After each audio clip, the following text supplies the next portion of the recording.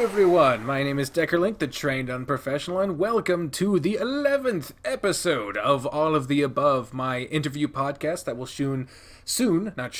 God no, more Natsu flashbacks, Jesus Christ, that will soon be transitioning into not just an interview podcast, I'll be doing some other stuff with it too, but until then, we're returning to form, pre-recorded episode. You get your little intro song composed by CV4, and a little intro here to set things up, do what the podcasters do before the interview actually starts. I already recorded the interview with Sandra. It's a good long one. We're talking about a lot of cool stuff. The talking back section got a huge hit in terms of cutting it down, because after the fucking Dine Wolf one, where there was like 100 or something fucking questions almost, or whatever the hell it was, I wasn't doing that shit again. So cut things down, made a majority of it just us talking and having a lot of internet troubles. So be warned, there is a lot of that, but I feel like I stalled pretty well. And I had a lot of fun talking to them, and they said they had a good time talking to me too, so I hope they meant that. I believe they did. I did go into this interview a little salty though, a little bit salty. I'm dealing with a lot of bullshit today. We got a notice on our door yesterday that today they were going to be ripping out our stairs to the apartment. My apartment building has outside stairs made of wood, because that lasts outside forever. And they were going to rip them out and replace them, because like weeks ago, maybe a month ago, 3 people fell through the stairs, 2 of which were me. And they finally decided to replace the shits after so long. And so it threw off everyone's work schedule, and they're all complaining and not having a good time. We're losing money, having to put our lives on fucking hold. But, I'm planning on sleeping through it and wake up at 5 when they said they'd be done. And my brother had to go into work late because of it. He was supposed to go in around noon, or around mid to early afternoon, and he had to wait until after 5 when they said they'd be done. And so he gets up, he sees the stairs, they haven't even touched them. Apparently there were some trucks with some generators. They cut out the wood they're going to use for the stairs, but apparently it took them from 8 a.m. to 5 p.m. to cut wood, and presumably they're going to be spending the rest of the next day another goddamn day of our lives being put on hold so that they can take as long as they fucking can, because they probably work hourly. They're going to get as much as they can out of the fucking apartment complex. So we might have to lose even more money because we can't get fucked down the stairs.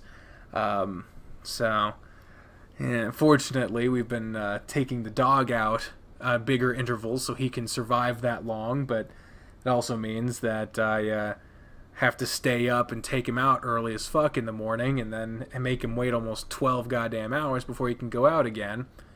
But that is actually helped by today's interview, because due to the time zone difference, we were supposed to start the interview at 1 a.m. for me, which would be, I believe, 8 a.m. for them.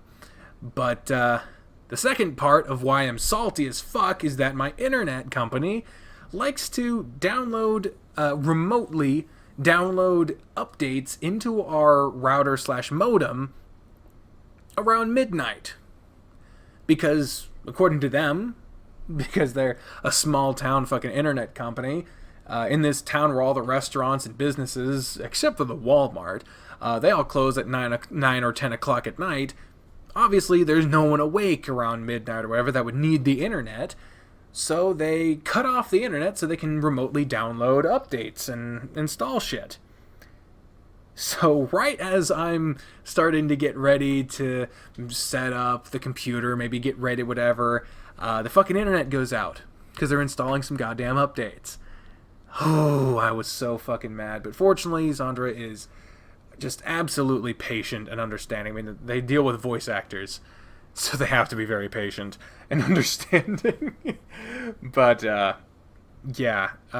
internet was out. We didn't wind up starting the interview until, like, what fucking time was it? We started the call at 2:07 a.m. So we had to wait an hour past time that we were supposed to start. And, once 1 o'clock came around, I was talking to them and being like, hey, I'm sorry, maybe reschedule, depending on how long you need to wait. And they were like, no, it's all cool. And we started talking about cereal and shit because they were getting breakfast because they had just woken up. I hadn't even gone to sleep yet. But, so we started talking about that and wound up spiraling into the differences between our countries and cultures. And then the internet came back on after an hour of that. So fortunately, we didn't have to wait too long. And, of course, it wound up with a very enjoyable and pleasant conversation that I hope you all enjoy. And now that has been a thing, I just need to stay up for... shit. Didn't last long in this fucking video before a fucking burp showed up. But, just need to stay awake for another hour, and then I can take the dog out and go to bed. Because fuck waking up at 7 in the morning when your usual wake-up time is anywhere between 3 p.m. and 5 p.m. Goddamn nightmare, that. But anyway, so that's why I'm salty, but I hope you enjoy this interview with Sandra MJ from the Hayseed Knight, one of the best visual novels, most crammed into 2 chapters out of any of the visual novels I've played by a wide margin. Just absolutely fantastic. You can check out the links for their website, for their Patreon, their itch.io. Well, the Patreon links to the itch.io, so I probably won't put that in there. Oh, maybe I can do both. I can do all of it. I can do everything. God damn it! If I want to, I'm gonna. But I think Spoof's chewing on something. But yeah, so you can find all the links for all that in the description. Let me know what you think of the interview once you've listened to it in the comments down below. Do all the call to action YouTuber shit, liking, favoriting, sharing, commenting. Do all the things and let me know what you thought. I really liked this one. I'm going to stop talking now and let you get on to it. Ladies and gentlemen, my interview with Sandra MJ, the dev of the Hayseed Knight. Pardon the awkward-ass cold open. I didn't know how to do it. Alright. Alright. Shit. I usually do an intro, so it's weird to do it. I've never done a cold open before. I mean, if you want to introduce me just to feel good about yourself. Yeah, let's do that. Even if I don't use it, it'll be better. Hello, everyone. My name is Deckerlink, the Trained Unprofessional, and welcome to the 11th episode of All of the Above. My soon-to-not-just-be interview podcast. We're going to be transitioning it into something else, but that has nothing to do with anything we're talking about right now. Instead, we're still doing the interview stuff, and I have quite the anticipated guest here with me today. Someone who has produced something that has captivated my attention and my heart in the fastest way possible. Nothing has ever made me more interested as fast as the game produced by today's guest, and the video feed that I can see, y'all can't see, has frozen, so I have no idea if they can hear me right now. I'm thinking something that... Oh, no, they're back. Okay. Yeah, there you go. Did I blink out for a second? Yeah, you were person like you were talking. I was like, okay, yeah. Oh, good. But you've heard them already. Yeah, thank you. Yeah. You've heard them already because my internet has been an absolute piece of shit.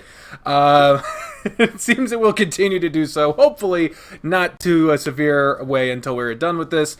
Ladies and gentlemen, please welcome the author, the dev, the programmer, the person behind the Hayseed Knight, Sandra MJ. Hello.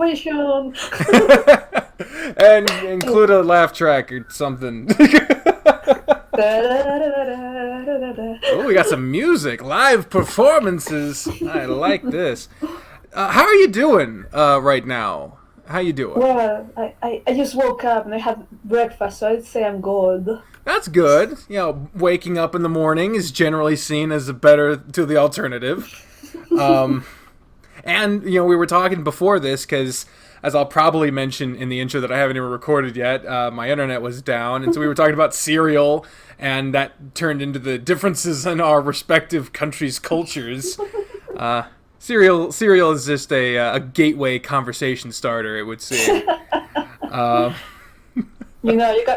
If you start talking about food with me, you never stop talking about food with me. You don't even get me started. Don't even get me started on fucking food. You said that people in Spain eat 5 times a day. Yeah, we have desayuno, breakfast. Almuerzo, second breakfast. Comida, lunch, right? Merienda, which is like between supper and dinner, and then cena, which is dinner, right? Mm-hmm. We just fucking love eating. That's what tapas are. Tapas, the actual fucking tapas, not the thing you call tapas, is basically that you. It's basically like you order a drink, right? Any drink, and you get free food, like a tiny bit of free food with it. Damn. So we fucking eat all day long. We are like, give us some tapas. Yum, yum, yum. Okay, I'm thirsty now. They gave you a drink, and then they give you more tapas, and you're like, yes, food. God, that's our culture. And as I pointed out in the conversation we were having, I am the one that lives in the fattest country in the world. It's because we eat worse shit. We basically, you have to pay for your drinks. That's the thing. Like yeah. You drink one, and then you get another, and then you get another. You know, those are really, really, really fatty. You know, like, yeah. I don't even drink soda anymore. I can't. I could do diet soda because it has no calories, but even then, like, diet soda is like, I've heard that aspartame is terrible, but then I've also heard that it's not, and at this point, it's if I can't trust a drink, I don't want to put it in my mouth. I feel you. I used to drink like a lot of Nestea and Lipton and stuff, and now I'm like, no, dude, this only tastes like sugar. I don't want more sugar. Yeah, that's been my thing with tea, is that if it tastes like, it just tastes like leaves, and I don't like leaves. They deserve to be raked, not dranked. That was fucking stupid. I did not prepare that beforehand, believe it or not. That came off the top of the noggin. I do love tea, but you know, it has to be like rooibos tea with chocolate and hints of orange, whatever the fuck. It's my favorite ingredient in most things, whatever the fuck. Sounds like me trying to cook anything. It's a dash of whatever the fuck, and who gives what is that shit over there? The vial. The vial? Yes, the vial. It's got that brown stuff in it. The chunky brown stuff? No, the fine. This joke is going on for too long. Point is, food. Food is good. Food is really good. I like food. And I'm trying to eat less. You can see me, but you can see me as in the audience, but you know, like, this is my fucking wrist. I love food. And I'm trying to eat less, and I can't even, like, jeez. 430 fucking pounds. Jesus, like, my foot probably weighs more than you do. Yeah, I'm thinking in Imperial. It's like 90 pounds, I think. 88 pounds, something like that. You weigh 88 pounds? I know we use the stupid system. What are you in? 45 kilograms. Kilograms. 45 kilograms. Yeah. GG to LBS. Oh, yeah, that's 99 pounds. Yeah. Yeah, 88 was the least I've ever weighted when I was starving as an artist. Oh, man. That actually happened. Like, I really love food because I actually had to starve when I was kicked out of home, right? So now I'm like, food! Give me the food! Good Lord, man. Fuck, man. We haven't even gotten to a question yet, and we've just been going. This is the good kind of conversation. I always get worried whenever an interview devolves into the question. Oh yeah, here's the answer. Okay, cool. I'm moving on. Yeah, as we say in Spanish, I talk out of my fucking elbows. You talk out of your elbows? Yeah, that's how we say it in Spanish. Like like you're talking out of your shoe or something. I forgot the English way, but like we say, like we talk out of your elbows, like you're just blah blah blah blah blah blah blah blah blah. Right? Oh, I've always heard So talking out of your ass, but of course, I guess. No, elbows means like we talk a lot. Like if you talk out of your elbows, you talk a lot. Oh, just yammering. Yeah, like because imagine like you're moving your hands a lot, so you're talking out of your elbows, I guess. Oh, That's okay. what I think it means. It sounds cool to me. I always like learning new phrases and stuff. That's actually something that we're going to be getting into because part of my extensive research for one of these interviews usually involves reading through someone's Curious Cat. Because I could go through Twitter, but fuck that. I don't claim to be a journalist. This is talking about stuff I want to know. And I want to see your credentials. My Your credentials. My credentials are that I paid $50 to become an ordained minister online. Hey, and I paid like 20 pounds, like British pounds, to become a novel. Hey, I'm a Scottish novel. Hey. So we can we can start a very interesting business if it comes down to it. I remember one person was wanting to start up like a hookah lounge, and I was like, well, we could set up like a church and hookah lounge, just everyone sitting in a room puffing away, and you're like, yeah, that's cool. Just puffing, like, I ordain you. Yeah. No. Why? And hookah is made with heated up water. So I convinced one of my high friends one time that because I was ordained, I could make it holy water, and that would make the hookah taste better. Okay. I have the perfect name for you. Holy hookah. Holy hookah. You could put it in like a cartoonish font with an exclamation point out of the end, so it's like "Holy hookah!" It sounds like an exclamation of sorts. I do like the Spanish name more. We call it shisha here. Shisha. Yeah, shisha. So it sounds cooler, I think. Yeah, it sounds like people who don't know how to pick their feet up all the way when they're walking around a linoleum floor. And I lost them. The internet cut out again. But because OBS, I'm recording with OBS, I'm still here. I have no idea if they can hear me or not. I can't hear them. But the camera is stuck on an interesting pose. They've got their... Oh, you're back. Okay. I was going to say the picture you were stuck on was... you had your hand, like, a fist under your chin, and you looked like you were the thinker for a second. Yeah, that's usually my general pose, like... Yeah. Like it's kind of like... Yeah, you gotta support you support your head with that big brain you got, because you're so smart. Thank you. I just realized something. I did not even plan. Oh no. I took a picture, which is always, this is a good sign. I took a picture of that long ass word in the Hayseed Knight. Oh yeah. And I told you that I was going to learn how to say it. Mm-hmm. And I would practice, and I was going to get it right, and it was going to be awesome when I could do it. And I didn't do it. I just remembered that I have it. But I still have the picture, so maybe at the end of this I'll give it a shot, but we will see. You got this. Yeah, I believe in you. I appreciate the encouragement. But before the internet totally craps out on us, let's actually get to a question or two. Let's go. It is the order of business today. So I guess we should start at the beginning, not so much of the topic at hand, but how this actually came about, because you put out a tweet that serves as a pretty good jumping off point, because you said... and I wrote it all down verbatim so I could quote you to be precise. You said, One of my near future dreams is getting interviewed by some magazine or streamer so I can explain in detail how the Hayseed Knight's pacing and amount of dialogue is entirely dependent on how much money I have as I'm writing, end quote. So I'm sorry that I'm not a magazine. I'm just some random doofus, but I would like to know about that, so feel free to elaborate on that premise of your limitations based off of price and how it affects the dialogue and writing in the Hayseed Knight.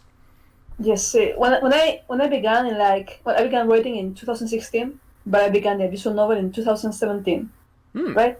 Let's talk about 2017. Yeah, we're going back 2 years to the past. Dude. I was fucking that rich, but I was like, well, I was living in Madrid. I was in like the center of Madrid. I had money, dude. I had a good job. I had woo, right? Man. And then I was like, yes, well, I want my friends to know about this Spanish novel I'm writing, right? Like, it's so cool. I want them to read it too. I'm going to translate it to English. And I was like, yeah, then I'm going to hire voice actors, dude. Woo, yeah, have my fucking money. I actually paid people to audition. Like, I didn't know how to do it. So I was like, they made an audition and I was like, yeah, have money. Thank you for auditioning. Wish I'd have been around at that point. I'm kidding. And then I fucked up my wrist. Oh.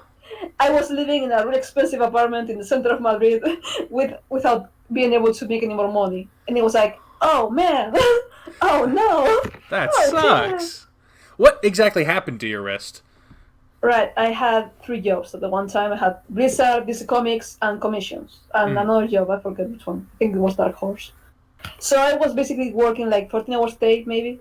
Ooh, and shit. Then one day, it was like, oh, fuck, my wrist hurts. It's okay, we'll stop hurting when I'm done with my vacations. But I finished a job, another job came up, another job came up, and then one day my wrist suddenly went like it was like someone had stabbed me in my fucking wrist. I just began like screaming in pain, right? So I go to the doctor and they're like, oh, it's just tendinitis, it will go, don't worry. Like, okay, yeah. So months pass, it doesn't go. I come back like, hey, my wrist still hurts. And they're like, oh, okay, well, it's okay. You don't have anything. We just go, and it never went away. Never ever went away. Right? It's been 2 years, and like I can work like maybe 1 hour or 2 hours a day most before it hurts, and it hurts for days. Damn. So yeah, my job was over. Right? That fucking sucks. Yeah, but that's life. Like I had a lot of time to be like sad about it because like it was my way of living was I drew all day. I just drew and drew some more, right? Mm-hmm. And then suddenly I couldn't. I was like, oh no, what do I do with my fucking time now, right? So I just decided to make the visual novel more in depth, like just focus on the visual novel.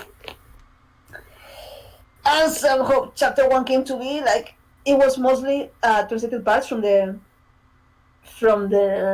Spanish version, right?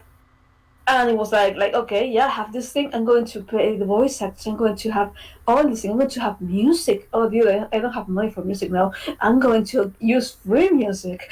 Mm-hmm. And like things just kind of began rolling. Like I don't really like chapter 1 too much because it shouldn't have continued from there. It was meant to be a demo. It was meant to be like this thing to showcase it. And then I will make the whole thing cooler and blah, blah, blah, right? But people seem to really like it, so I just went like, oh, I will continue from here. That's okay. It was not okay. It gave me a lot of trouble. Oh, damn. So I really had to, you can tell now, because like chapter 1 is remade actually, kind of. Right? But the first chapter 1 wasn't as good as it is right now. Mm-hmm. I mean, it's wrong that I say it, but I really like chapter 1 now better than chapter 2. But yeah, like all the pacing, you can tell how much money I have as I'm writing something based on how much dialogue there is. Like if there's a lot of narration, like I don't know, like this person thought that thing. It's like I'm trying to save money. Yeah. No, that's a tough struggle, man. Yeah, it happens. Like I don't have an income anymore right now. Well, I have Patreon, right? I have to wait that X months until Patreon gives me enough money to like be able to pay, right? Mhm. But it used to be so that I was paying out of my pocket, like oh yeah, I can pay to make this, I can pay to make this thing, I can pay to make this thing. Chapter 1 was made in 3 months. Whoa. Oh wait, you're frozen. Oh, snap. Oh no, you're not. Oh, You're good. oh, I'm back. I said, whoa. Yeah. Chapter 3. And now you're gone. God damn it. I'm even hardwired into the router to prevent this kind of thing. I'll turn my phone off. My phone isn't even on the Wi-Fi. And the only other person on the Wi-Fi would be Bree at this point, and I asked her to stay on her laptop so she wouldn't be using the internet. I don't know. But, I can't hear, Sandra. Oh, yeah, they're back. Get back. I'm going to keep all of those in. So yeah, I was saying like chapter 1 3 months, chapter 2 8 months, chapter 3 a year and a half. So it's been getting harder to gather the money to do things. Right? I can imagine. That's really tough. It happens, like I still have it really good. I still have a lot of ways to earn money. I do a translation job. I teach English if I have to. And the internet crapped out again. I am starting to think that there might be a problem here. I mean, my voice, it said on the Discord with the little green bars, mine crapped out at one point, but I don't know exactly what would be causing the problem here. But in the meantime, you're back. Okay. Hey, okay. That's weird, but like it also freezes the chat, Yeah, like the chat was fine. No, the chat was frozen too. I was trying to talk to you. Oh yeah. Like as soon as the video popped up, the message popped up. Yeah, that's weird. Yeah. I don't know what the hell, but anyway. Anyway, yeah. Like I still have it good. I still have like 1,000 ways to make money. I have a lot of skills to make money with. So I'm good. It's not too tough. It's like it could be better, but it's good. It's like I have nothing to complain about because I have really things to complain about. Like I wish I had more. Yeah. Well, that's a very good attitude to have. Because I mean, shit. If I have to wait to use the bathroom, I get mad. Like, good lord, I can only imagine having to move countries and change livelihoods and. Good lord, man. Yeah, but like it influenced me in one important way, which was like Adler before was like huge fucking bad dude, right? Mm-hmm. I don't know if you've seen him, right? And after the injury, I stopped feeling so connected to him because like it was like when I started, it was like I just got out of depression. I had money. I was like, dude, nothing can phase me. I'm fucking enormous, right? Mm-hmm. And by the time I made chapter 1, I was like, that's not me anymore. I can't connect with this other. I had to find a way to make him so that I could find a way to identify with this main character, right? Because like it's his story and I don't like it. Yeah. That's bad, right? Yeah, I feel you. So yeah, that's the most important change so far. It's like my life has changed, so I can't tell the same story. I have to tell a different one. That's sort of thing. Yeah, I feel you because I've mentioned this a couple of times in various formats and venues, but I've also been considering trying to write a visual novel, and the story that I'm on is a version of a story that I've been writing basically since I was a kid. Mm-hmm. And there's been so many different versions of it that it's almost hard to decide which version to go with. It almost feels like I chose this one at random because it happened to be the one that I'm currently on. Not because it's the best or because of whatever, but it just happens to be the way that I see these characters right now and how I have to put myself in their shoes and to identify with them in that particular moment. So I can definitely understand that. Yeah. It's it's what happens when you become so attached and so directly related to your characters. There was another tweet you put out just today. Well, not today it was today for me because I haven't gone to sleep yet, but it would be yesterday for you, I imagine. If I got my time zones correct, because I'm doing this at 2:30 in the morning. Yeah, it's right now. It's 9:30 here. Yeah, 9:30 a.m. I haven't even gone to sleep yet. You just woke up. But you put out a tweet that got a lot of basic bio stuff out of the way, and I wanted to ask you about that, if that's all right.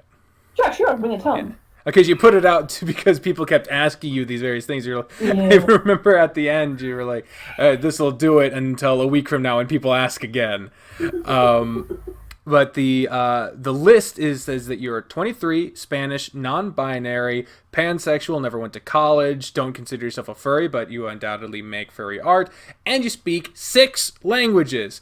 Those being, is it Catalan? Catalan, yeah. All right. Spanish, English, Japanese, French, and beginner German. First of all, multilinguals impressed the fuck out of me.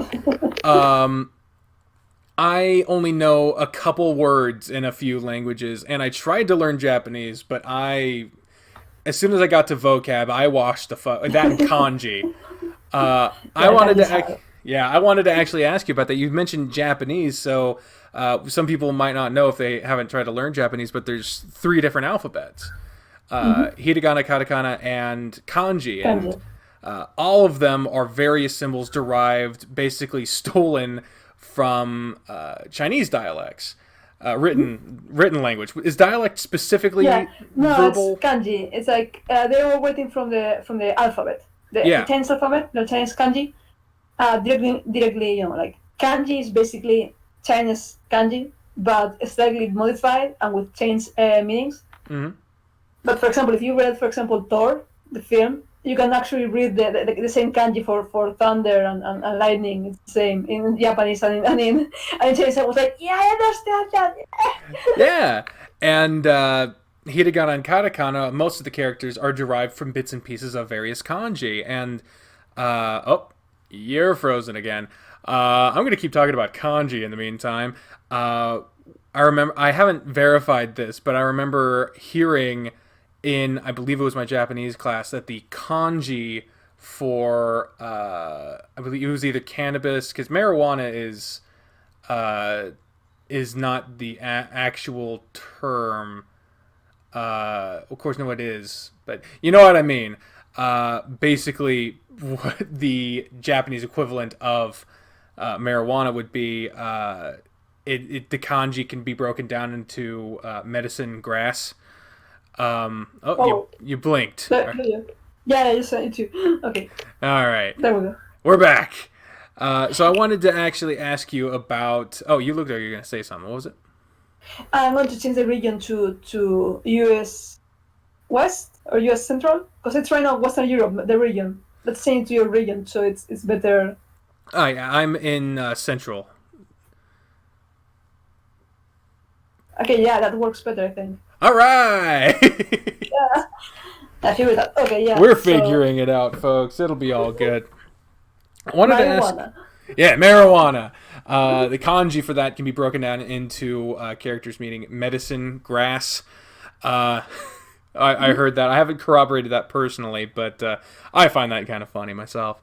But I wanted to ask, since you say you can speak all these different languages, including Japanese, which is purported to be one of the more difficult languages to learn, although my Japanese teacher said that they do that on purpose so that other people think it's more impressive than it really is. How do you go about learning so many different languages? Go ahead. Sorry, I was just going to rephrase it for some reason. I'm self-taught in pretty much everything. Well, I mean, I speak Catalan and Spanish since birth, because I'm from Valencia. But English, for example, it's really fun, because like English began being a mandatory language in Spain when I first entered school. Right, so my teachers were learning English at the same time I was learning English. Oh. That So, must for have been example, fun. yeah, I didn't know what that you have fucking 100 fucking vowels, right? Well, they told us you had five, and Yeah. I didn't know that about the rest until I was like 17, and I had a teacher from Birmingham, so Yeah. it was like, yeah, there's only A-E-I-O-U, woo, right? And So sometimes why? it was like really really bad. They taught us like really bad English, and it took me years to get rid of that baggage, right? It's always harder to unlearn something than to learn something for the first time. Especially because... Okay. Oh, sorry. No, I'm interviewing you. Please talk. I'm sorry. Like, I didn't learn shit in school until I got to the internet at like 13, right? Mm-hmm. And then I got into like an RP forum, and I was like, oh, what does this word mean? I see. Stare. Look a lot. I see. Vocabulary. Right? And I just consume words. Like, okay, what does this mean? Okay, what does this mean? Right? That's really cool. I didn't actually learn English until I started my 2-year-long fan fiction. Oh, yeah. Which was longer than the trilogy of the Lord of the Rings. Nice. And it's still the most popular Persona 3 fan fiction to this day. Nice. But yeah, Japanese was simpler. Japanese was like, I was a weebo, right? I'm still a weebo. Mm-hmm. I was just like, oh, Japanese is so cool. I want to translate all these songs. I'm going to start learning Japanese. And I just began learning Japanese. I began looking up words and trying to translate anime songs, right? And then I joined Japan Guide. It's a really cool site where you do language exchange with Japanese people, right? It's usually like over voice chat. Oh, yeah? Yeah, and that's where I learned to talk Japanese. Watashi no hogen wa sona yoshunai kedo. I forgot some of it, but I was saying like my accent isn't that good, but still like it's a lot better than English. I mean, Eigo Yori. Yeah. My accent is a lot better than English because like I learned Japanese from Japanese people. I learned English from Spanish people who didn't know English, and then like I spent half my life talking to people from Australia, then half talking to people from Texas. And like I don't sound Spanish, right? I don't do the hello, how are you thing, right? That I still don't sound like remotely English in a way, right? Yeah. So I still, I'm from the Midwest of America, just the fucking middle, and the thing here is that everyone in the Midwest doesn't think they have an accent, but they fucking do. But my dad is from the East Coast and my mom is from the North, and so I'll randomly get bits and pieces like coffee instead of coffee. And then the state my mom is from is North Dakota instead of North Dakota. I feel you. So I feel the eclectic nature of the accents. Accent was always my hardest part in Japanese because we would do the introductions was hajimemashite, dozo yoroshiku onegaishimasu. And that is not how you fucking say that. I fucked that up so bad. I said the words, but not right at all. Because it's like that's because of how like American accents tend to process consonants, right, or syllables mostly. You guys tend to slur every syllable gets slurred into another. Whereas, for example, in Spanish, we have to do every single syllable, otherwise you don't get the word, right? I have to say like gracias, right? Like that's you say gracias, right?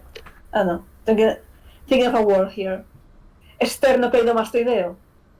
See, I said that fucking buttload of words. It's the sternopeidomastoideum, right? But like the thing is, Spanish sounds really fast because we have to say a lot of syllables. Really, how to use Precisely. really define them. Like we have to define the syllable, right? And like say it in the same amount of time you would say like precious, precioso. Right? Same amount of time, more syllables, so it sounds a lot faster, right? I always find like when someone who speaks in English or I find it in there was I don't know where I was going with that second half, but when someone's like yelling at me in English, they always try to punch specific syllables, and they try to they're just I will emphasize the specific point, and the other ones will barely be heard. And it doesn't make any sense. But when I've been yelled at by people speaking other languages, specifically Japanese, Spanish, German is a big one for me. Oh, yeah. It's just an onslaught of syllables, and it scares me. That's, like I do like my voice actors to kind of do the things I like in Spanish, the oh, you'll be crapping out your teeth for a week, right? Yeah. That's a Spanish insult. That's an actual Spanish insult. Damn. So I just translated things from Spanish into English and like let it go. Yeah. So I really like. Oh, go ahead. No, please. I'm sorry. I was going to tell a story about like I was in Berlin for a few days, and I was just hanging out with a currywurst, and the guy goes, "Smart!" And I'm like, whoa. Smart! And I'm like, yeah, Smart! Good!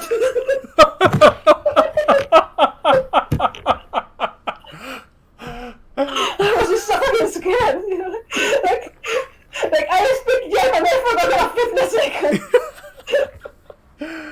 German always sounds the angriest to me. It's German and like Italian.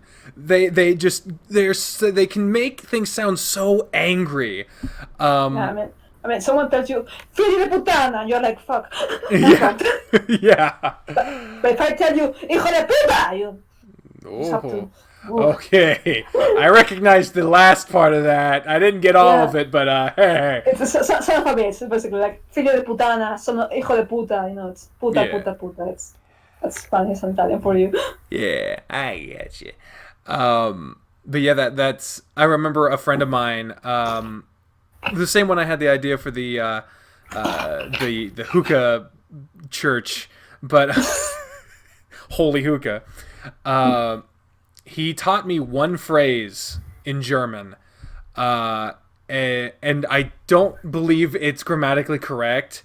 I won't even defile the language by trying to say it that way, but it translates to "I don't speak your booga booga language."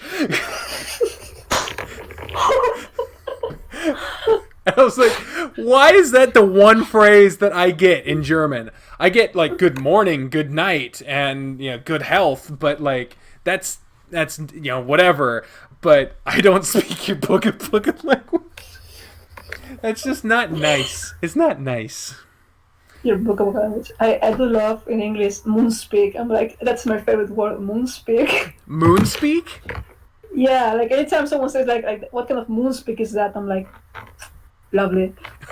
I've never even heard moonspeak. What does that mean? I heard moonspeak. It means like when someone's talking like a weird language, they're like, what kind of moonspeak is that? And I'm like, I love it. Moonspeak. Oh, I get it. It's like it's not. Yeah, I get it. It's a foreign. Like it's because what is more foreign than a different not being on the fucking planet? I get that now. I get you. I understand what you're going for. Yeah, we don't have nothing like that in Spanish. Yeah. we just be like, ¿Qué cojones dices? And that's it. What does that translate to? What the bollocks are you saying? What the bollocks? Nice. I completely forgot there were questions. Jesus. There was the next part of that cluster of bio stuff related to you saying that you were pansexual. I recently discovered myself to be pansexual. I had always thought that I was bi, but then my fiance, who is pan, actually told me what the fuck that means, and I was like, oh yeah, that's me, and then there you go. So my discovering being pansexual is kind of a fucking boring story. What is yours, if you don't mind? I actually don't even remember. Like I don't remember when I heard it, when I first heard pansexual, it was, I don't know. I think I was just getting to the, let's call it more liberal internet, I guess. Because like I used to hang out with more, like feminists, what's up? Yeah. That all man. So that was the when people I used to hang out with not so long ago, like 5 years ago, maybe. Because I'm from a really close-minded town, right? It wasn't Madrid. What the fuck, right? Yeah. Yeah. So in Madrid, it was like someone like, "Oh, I'm pan." I'm like, "What does that mean?" They're like, "Oh, it means that you're attracted to anyone regardless of gender. Like gender is not an important part in your thing." I'm like, "Oh, fuck, yeah. I never fucking care who this was like." And then you find out that the internet is just filled with people being like, by people being like, "No, you are erasing us," and some people being like, "No, you are being transphobic," and it's like, dude, let's just be friends.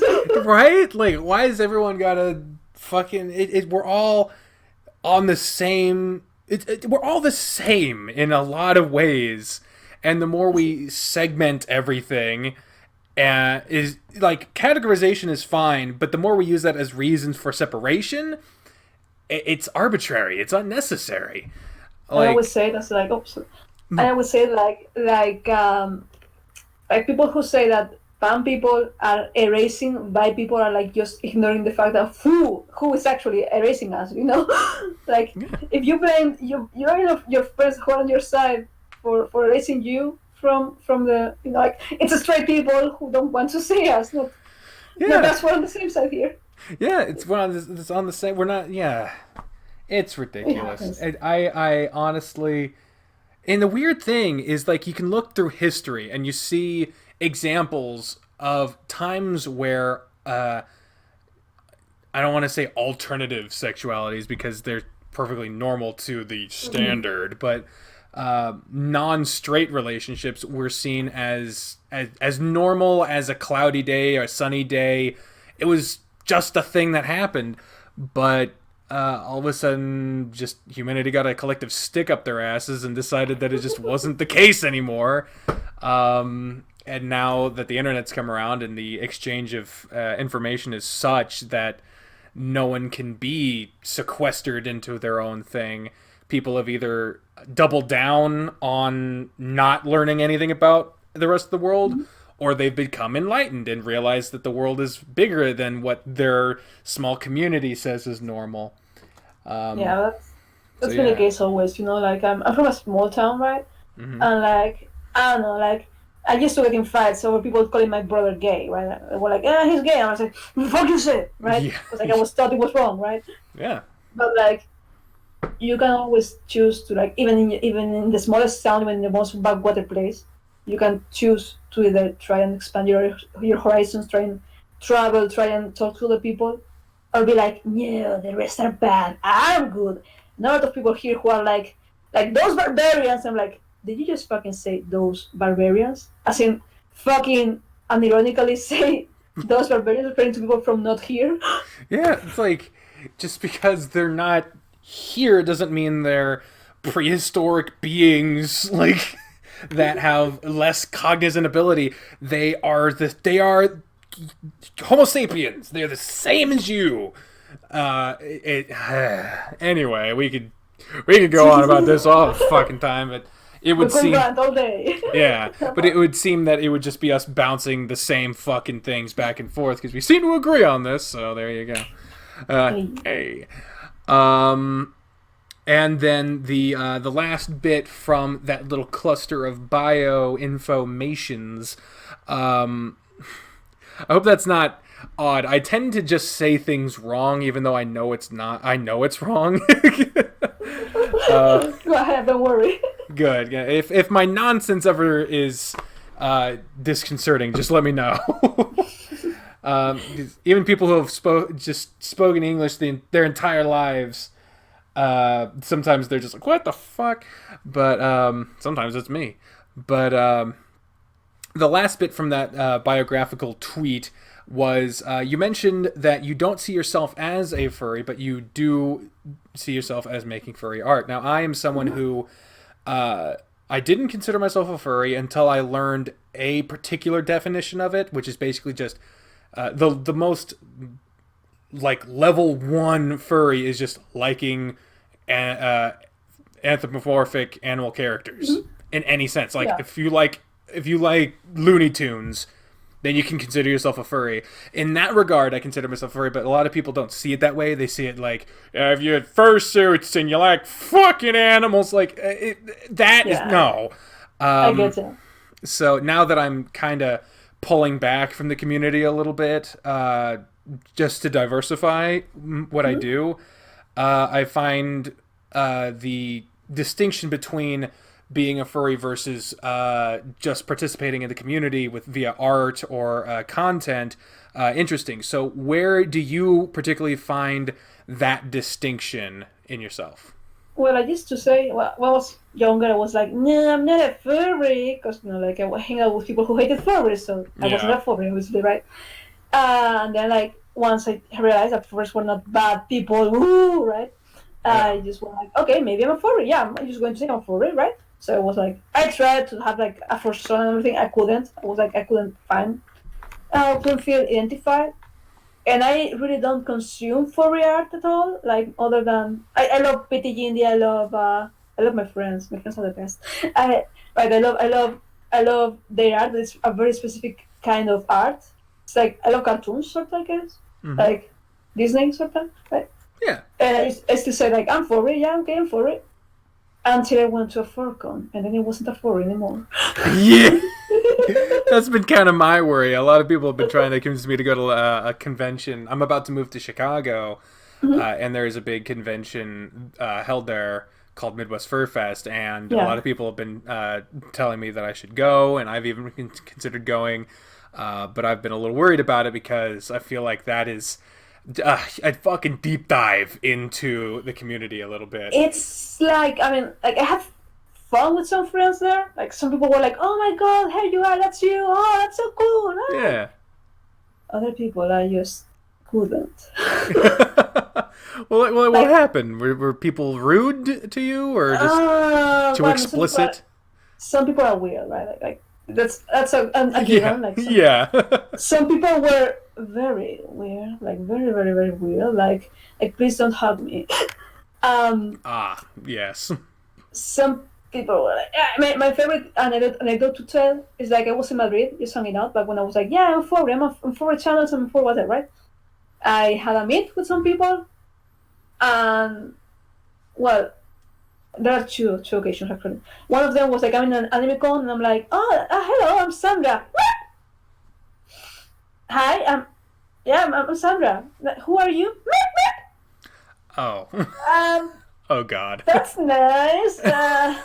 Okay. Oh Jesus. But the really bad one was like, this guy comes up to me in a format, and he's like, hey, you are the girl who draws super well. I'm like, why, thank you. He's like, can you draw me cub porn? Well, oh God. Yeah, it doesn't have to be porn if you don't want to. You can be safe for work. No. Can you get the fuck away from my side? Jesus Christ. And everyone was sitting this as normal. Like, they were feeling normal about this, and was like, fuck, no.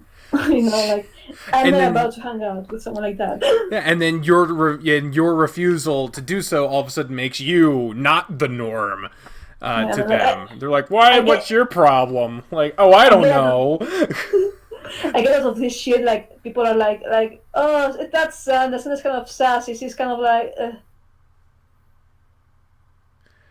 They paused again in the middle of talking about someone soliciting cub porn. That's a hell of a time to glitch out.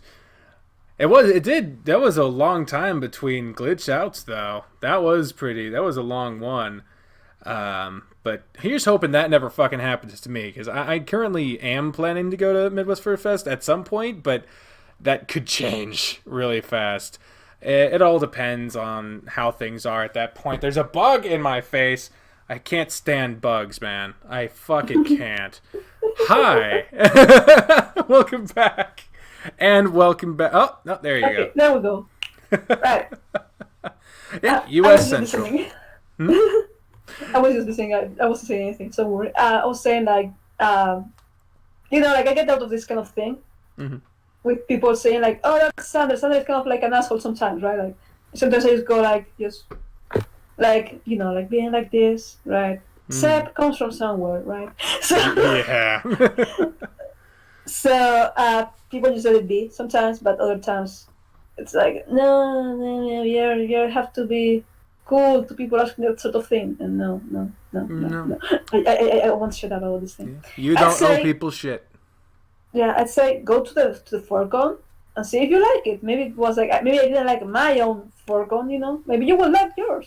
Maybe. I heard that Nick was foregone is out funnier and like better than the one I want to. So yeah, no. I guess we will find out.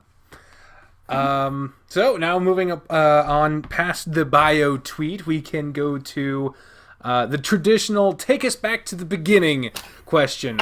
What started you doing what you're doing, and how did that lead to the Hayseed Knight? We kind of already touched on that a little bit, but you mentioned it kind of being the novel and then transitioning to visual novel. Where did that jump come from? Okay, this is a tweet with story, and not tweet. I have a question. Answer with story. We have to go back. Wait, can you hear me? I can hear you. Okay. Sorry, I was just staying really still. Just okay. Yeah, we'll have to go back to like 2013. No, actually earlier. Like Aina comes from 2011. Oh snap! Like Aina's been dragged along, right, for many years. So 2013. I finished high school. I'm like, I'm going to make a video game with my friends, right? We didn't make the video game, but I made a lot of characters. Mm-hmm. And I was like, okay, yeah, I love these characters. I'm going to keep drawing them from time to time. And I draw them sometimes, go back to the cardboard. I draw them, go back to the cardboard, right? I don't do anything related to them in like years and years and years. Through 2016, I have depression. I get cured from depression through many years, many months of therapy, right? And then near the end of therapy, I find the drawings in the cupboard, and I'm like, fuck, I love them. I'm going to write something about them. Yeah. And I began writing them, and I hate these characters, actually. Never mind. And I began trying to find what kind of... Oh, they blinked out again at starting to find something. I did notice something in the quick at the beginning of that. They said they graduated in 2013. That's the same year I graduated from high school. So that's pretty fucking neat, ain't it? Stalling for time is fun. I like stalling. There we are. Okay. Okay, yeah. I like stalling. It's a statement.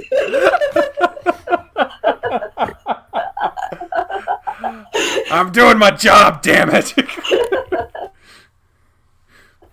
So we're the same age? Fuck. Yeah. Well, I just turned 24, but that was like a couple weeks ago. I'm 2024 in December, so... Oh, nice. That's Capricorn? I don't fucking know. No, Sagittarius, I think. Oh, nice. But yeah, I was saying, like I tried to figure out what I liked about them and what I want to tell. So I just began examining my issues I found out in therapy, and writing about them. And from each of them, I just kind of separated them. I made a character out of each of them. And that's why the stories are fucking personal to me. Like, they are literally I'm talking about my problems in the story, right? So I'm like, yeah, this is Spanish. I wrote 600 pages. One version, I didn't like it. Threw it away. 200 pages, more 200 pages, 200 pages more. And then I just kept writing.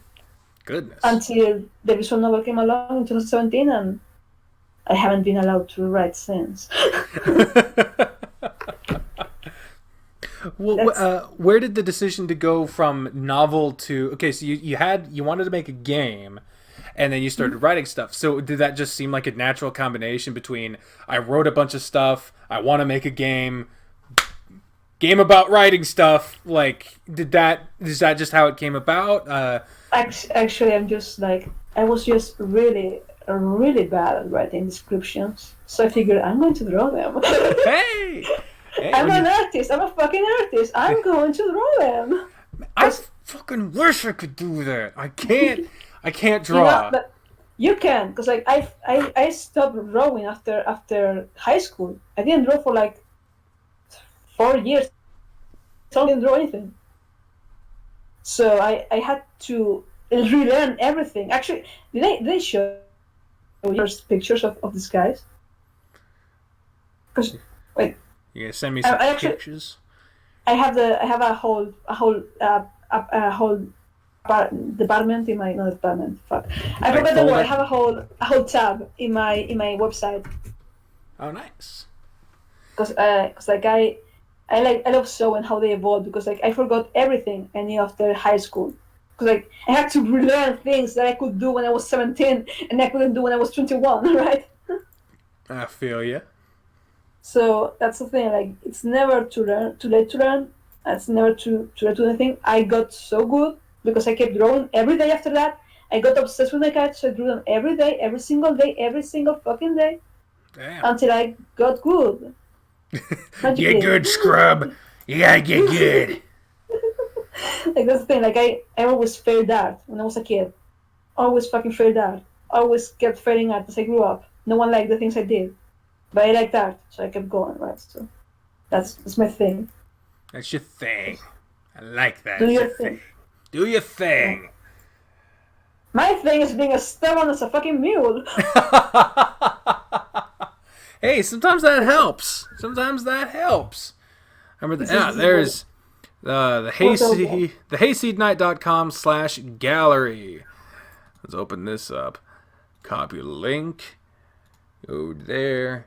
Paste and go. Oh, old art, 2012, and whoa! Wow, Ana has changed. Yep. I won't spend too much time on this during it, but I will link this in the description of the podcast, and I will be looking through that when we're done. That way, I'm not just like, oh, I'll download this picture and throw it up on the video. I don't want to fucking, I don't want to Yep, be yep, yep. throwing your art around. But that's freaking cool. I always like going back through old stuff. Like even, um, I have an Instagram, which you should totally follow, audience members. But I post like once a year, maybe. But back when I worked at a motel, I I couldn't afford therapy that I used to be able to, and I started doing anxiety doodles. Um, and it would just be formless, abstract stuff with no clear purpose or intent behind it. But I would do them and I would post them there. And so that's the closest I've gotten to daily practice is I would do at least one of those every time. And those train me to have no practical skill in art, but it was something. God damn it, it was something. That's fantastic. Doing things is always fantastic. Doing things is fantastic when you want to do them. Yeah, yeah. When you don't want to Don't do do things them, because someone made them. yeah. Cool. So that got us to the beginning.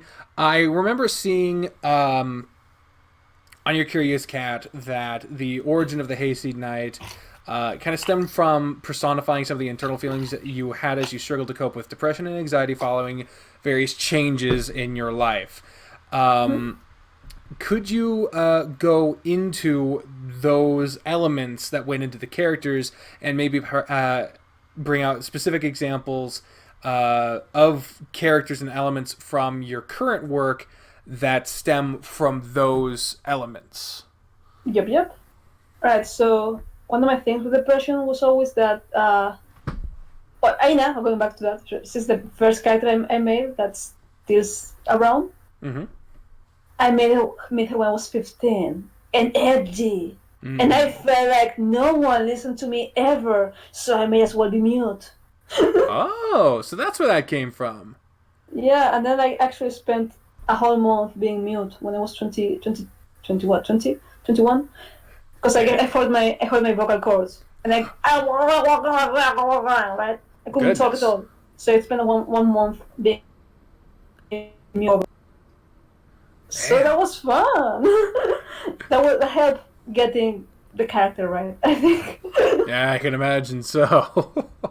I always like with Ana. I like when they do little grunts and stuff. Which there you go. I'm gonna say you are the voice of the grunts, aren't you? I am the voice of the grunts. So, that sentence is really funny to me, and I don't know why. People are like, "You're the actual voice actor, are you?" I'm like, do you know how hard it is to fucking grunt without killing your throat? Oh God, that there have been some times. You're familiar with Dying Wolf.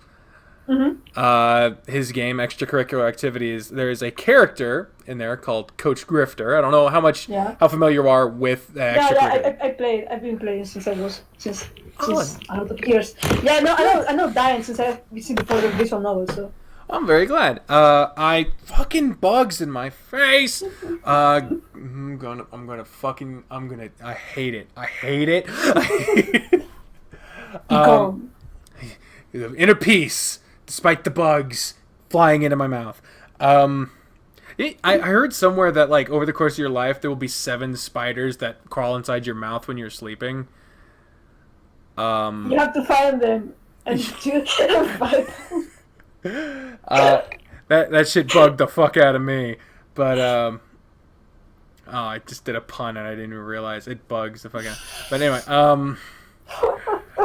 Okay. I didn't mean it. But anyway, for Coach Grifter, yeah, we're talking about that. I gave him this real growly. He's a bear, and he's a bigger guy, and he has his moments of being kind of bombastic. So I gave him this kind of gravelly, like, "Hey, what are you doing?" over that kind of voice, and I started to regret that when I started doing many hours of that game at a time. Because back when I was doing videos, I would do 15 to 30 minute recording sessions, and I would do 4 or 5 of them at a time sometimes. And if I was just on Coach Grifter's route, which is the longest one at like 30 some fucking days, it'd just be hours of me, "Hey Thomas, you want to go to the theater?" and then just that for hours. And by the end of it, I was like, "Thank you all for watching." Yeah, I'd go and ask Travis, my Illegravia merchant guy. Oh, I've got a question about him from in the talking back section of this. Oh yeah. Yeah, is that the person who like on Twitter posted the gif of like "water please" or whatever? No, that was Cameron. That's Elvar. Ah, nice. Because the thing is, people in my visual novel yell a lot, because in my life people yell a lot, right? They've always been really loud around me. Yeah. So people in my stories yell a lot. So you have this guy who talks like this all the time, right? That's Telegram. Yeah. And then there's this one who talks like this all the time, right? that's one guy dying. That's Travis dying, and then there's the other one who talks like this, and then he goes like this, and the poor guy is dying on me, and he's like, "Sandra, I'm dying," and I'm like, keep yelling, Cameron.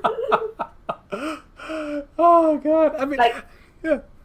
I had him stop the first recording, because we usually make 2 hours recording stop, right? Usually, and I had him stop in the first one because he was literally something like this all the time. And I'm like, "Cameron, you're running out of fucking breath. Stop that! Stop recording now.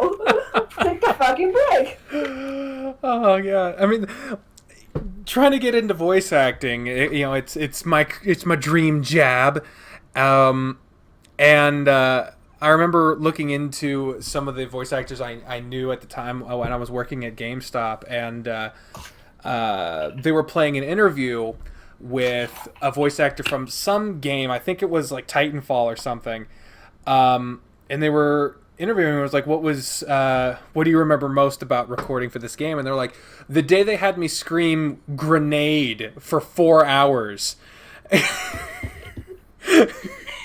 Oh my God, yeah, I feel that, because you need a lot of barks to make them varied and stuff. Mm-hmm. And barks suck, just you don't have the one grenade, because if you had just one grenade, it would be the most fucking annoying thing in the world every time. Grenade! Grenade! Grenade! Mm-hmm. You need a lot of them, right? Yeah, you need variety, so it sounds more natural.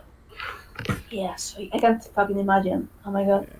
I think the worst I've ever done was like I had someone say "damn" like 20 minutes straight because they couldn't fucking say it. Damn. Because like it was supposed to be like before I didn't say like "whoa" when he found Seb, he said "damn," right? So I was like, okay, you need to make it like with love. Damn, right? And he was like, damn. And I'm like, no, that's creepy. Damn, no, that's too loud. Damn. Damn! Damn! Like, no.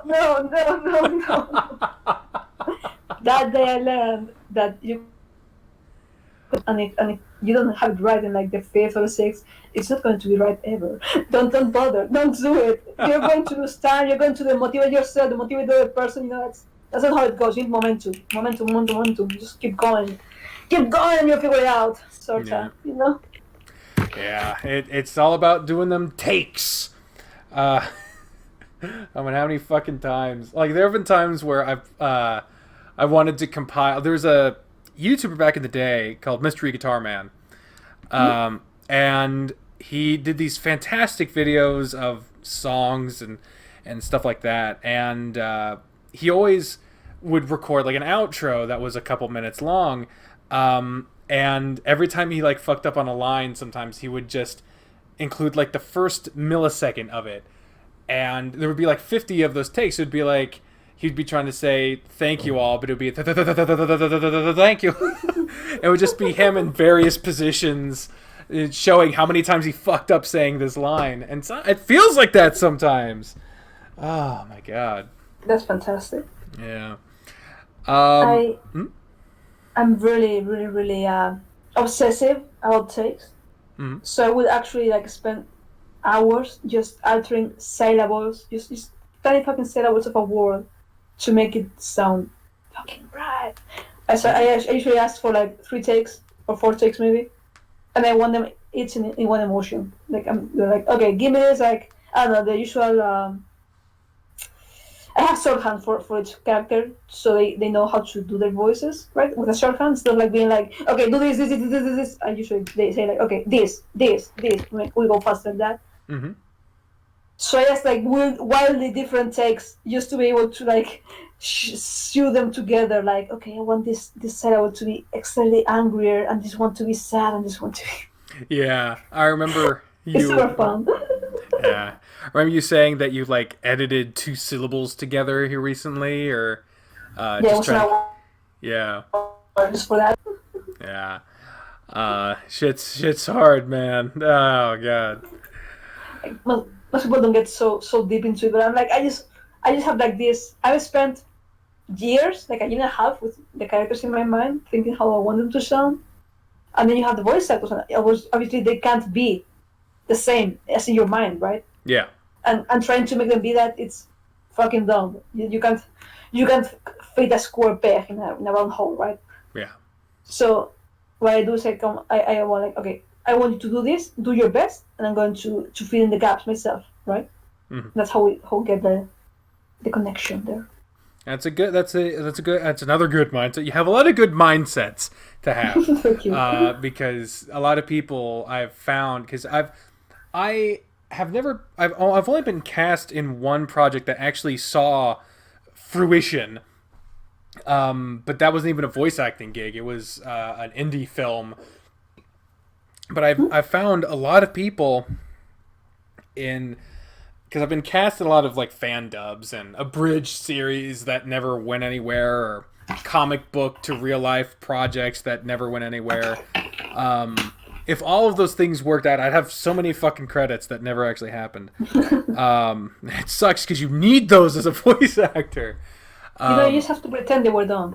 Yeah. But a lot of people I've found will be like, I want voice to sound like this, and then when you can't exactly emulate what they're asking for, they just lose their fucking mind. They just go mad. They're like, why don't you sound like the voice in my head? I'm like, how the fuck do I know what the voice in your head sounds like?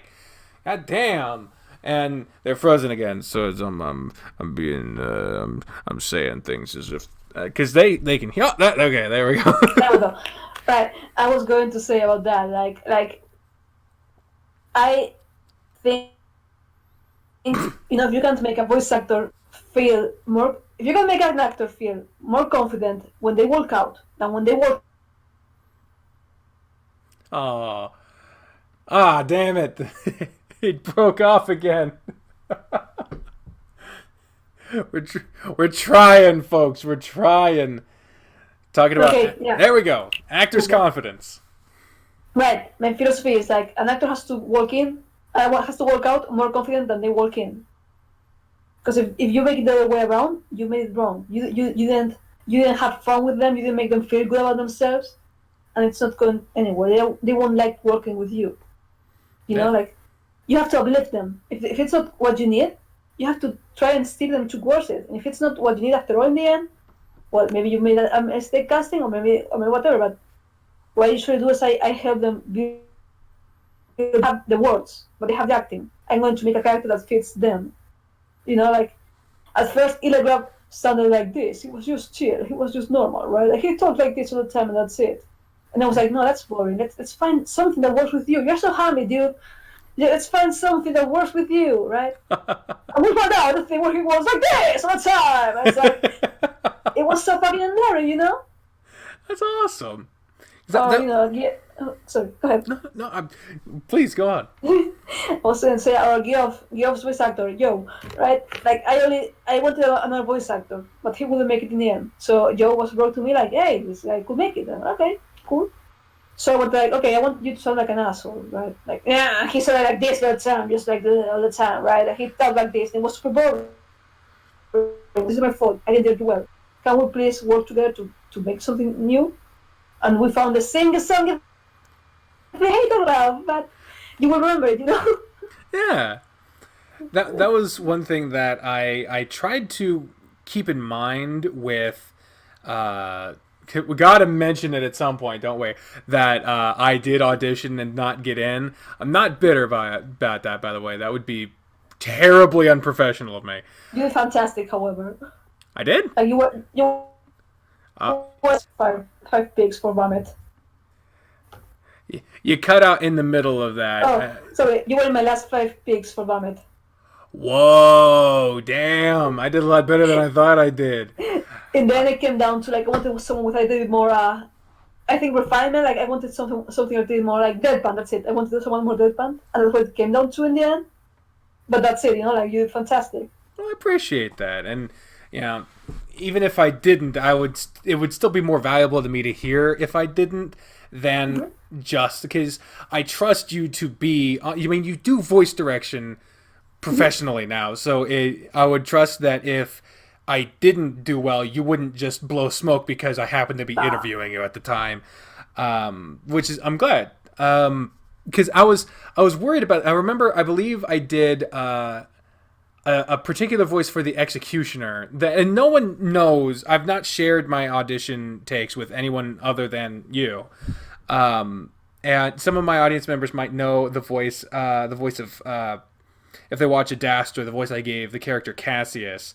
It's basically a total ripoff of Merrick Ishtar from Yu-Gi-Oh! Abridged. I think that's fine though, like for example, what got Cameron cast as Elbar was that he was imitating someone from MASH, I think, who was like, but babe, I love you, and it was so fucking out of left field. It was like, I love you, guy, come work with me. I don't fucking know how the fuck you got this from the audition, but I love it. And he was actually imitating someone from a TV series, right? Was it from MASH? Yeah, I think it was from MASH, but I forget what it was. I fucking love MASH. If it was that kind of voice, it was probably Winchester. That's awesome. Yeah, I think that's it. That's awesome. That's like my favorite show. Holy shit. So I was like, dude, I love you. Like, please come work with me. That's fantastic. I'm very happy for them because that's the thing is, I remember a story, and you might appreciate this. I hope you do because I'm fucking telling it to you. But Mario, fucking Nintendo's mascot. Who the fuck doesn't? But Charles Martinet is the voice actor of Mario. Nowadays, oh Jesus. 1 second. Yes, sorry. You okay? Yeah. I had to grab something. You okay? Yeah, I'm good. Charles Martinet, voice actor of Mario, now voice of a lot of Mario characters. He was he came in kind of late to the auditions for Mario, and apparently a lot of people had gone in to the auditions for Mario. They heard Italian guy, and they like everyone was doing, "Hey, you want a pizza pie? Yeah, Mario, motherfucker!" It just everyone was doing that, and he was like, everyone's gonna be doing that. He predicted it correctly. He was like, everyone's gonna fucking pizza pie to fuck. Everyone was thinking they were gonna do that. And so he decided to do something completely different. And he went with the Mario voice that we know now today. And he got the job primarily because they found so much energy and fun in the different voice that Charles Martinet gave. And so when it came to the audition for the executioner, I was like, what everyone thinks of an executioner? They think big burly motherfucker with a scythe or some shit, and they expect some, I'm going to fucking kill you soon. And I'm like, that doesn't, I don't imagine playing to type being something that would necessarily fit in the world of the Hayseed Knight. So I'm thinking, playing against type, what do you never hear out of an executioner? Kind of a nasally, whiny kind of voice, like, yeah, what the fuck? Like I'm thinking that that's going to play against type, and would, if it didn't get in, it would at least be a bit refreshing to hear. Yeah, definitely. So that was my logic with that. And as a voice director, do you think that playing to or against type can be beneficial, or do you think that perhaps trying to hone in on what, because sometimes obvious things are obvious because they're what is supposed to be, but other times not doing the obvious thing, like in the example of Mario, is the right thing to do. So what do you see as being more beneficial, playing against or for type, and how do you tell when is the right choice to go with? I always go with like, do the intended, second do your own take. Like even for words and everything. Can you hear me? Okay, yeah. I hear you. Right. You have to go with like, first off, do what seems obvious. Like, I don't know. Like if it says words, say the right words. Say everything right. Do the thing they wrote for you. And then do your own take. Then bring your own stuff. But first show them that you can follow orders, I think. Okay, so doing multiple voices. Yeah, do several takes, right? In the first, show them that you're professional and that you can do what they're asking you. And then in the second, show them what you can do that no one else can do. That's what I think. Anyway, like some people think differently, like, woo them with the first take, right? Yeah. I personally like to see that you can do things first. If someone doesn't get the words right in the first take, or they're making up words straight out, I'm like, dude, no. Like if anyone changes my words, just shamelessly, like the very first take, I'm like, oof. Oh. It's a big oof. Yeah. Like, if I provide pronunciation guides and they don't use them, I'm like, oof. Like, my biggest pet peeve recently was, like the virility line.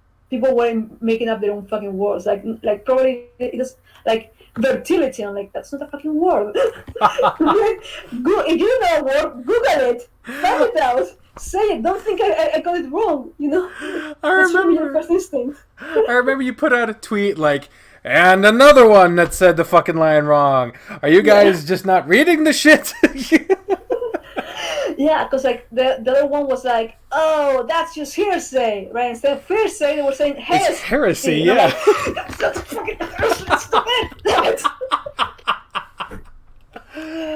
Oh, Christ. It's like, don't make it. Like, do you not know the word? Did you think I got it wrong? Can you not use Google? Which one is it? Because in the three, I don't trust you. Oh, Jesus. Well, Like that's all very, because I remember you saying that you got 450 auditions from yeah, 195 different people. Which, first of all, holy shit. It's a holy lot shit, to fucking sort through. it was. But that to me sounds like most people did at least two, just mathematically speaking. So yeah, I guess that would be a good way to go about it, is doing the multiple different kinds. That's very good advice. I will remember that. I appreciate that very much. Speaking of the voice acting and the sheer magnitude and the quantity of same, how did you react to having so many people audition for the Hayseed Knight? And how the fuck did you sort through that many? Okay. First off, yes, my power grows. And the second was really like, oh god. I grabbed my boyfriend. I was like, boyfriend, Alex, dear, can you fucking write the names down? Will we listen to them and then you can write next to it? Yes, no, fuck no, I don't know. You were like a This, speed date thing. yeah, that's what I try to do. I just sit Alex down next to me and I'm like, Alex, please, you write down. I give you the things to write so we can just work better like that. So Good just click, process. listen to it. If it's really, really, unusable, I'm like, okay, bad quality. This thing, okay, I don't like the acting here. Okay, I don't like the voice. I don't like the quality. I don't like the. Or if I like something a lot, I'm like, okay, write down, arrogant noble. Okay, write down, annoying, whatever, like positive. Like I only write the positive things. Nice. You're like, this is super annoying. Write it down. I love it. So that's how it go. And then, for example, yeah, like I have the last five for Bamet, and you're one of them. I'm like, okay, this is what's the quality in this one. What do we want in Bamet? Like I began thinking like, okay, what do I really want from this character? And I check out the notes I have from each one, and I try to like disqualify each one. Like, okay, I like this, but it doesn't have this thing that I really need in this character. So it's out. That's how I go about it. Nice. How long like- did it all take you? Let's see, probably about some 5-6 hours in total, maybe. Good So God. Yeah. Well, it's worth it. I mean, there's, I believe I said this in the visual novel top 20 videos. That was, there isn't. I think there's like one voice maybe in the whole game that is even slightly not to my preference, but all of them are fantastic. Like, not a single one of them is bad, because just because something isn't to a specific preference doesn't mean it's bad. Like, I drew like abstract anxiety doodles, I also have a tough time interpreting real abstract art. So that's not my preference, but I will never fucking say that all modern art is shit. Like, I hate people who just generalize that stuff. So, yeah. Feel free to tell it any way you want, like. Yeah. Like, So, what's not your preference? I want to know. huh? Like, who's not your preference? I want to know. Oh, I don't want to fucking call someone. Okay. I don't You want. can tell me now. Okay, you can tell me later. Okay, I want Sure. to know. Just to like, because I love knowing about this, because then it helps me. Like, I write a list of why people like this, why people don't like this, and then I use it afterwards, like directly, Because so many times I actually I didn't only remake the art.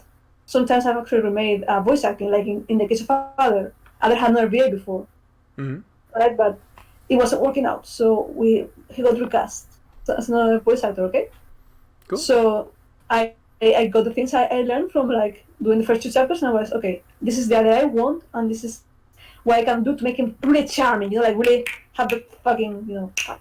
Yeah. Other has a lot of like spark now. Yeah. Right? The markers are like this one time, and it was a lot. So a lot of people he didn't.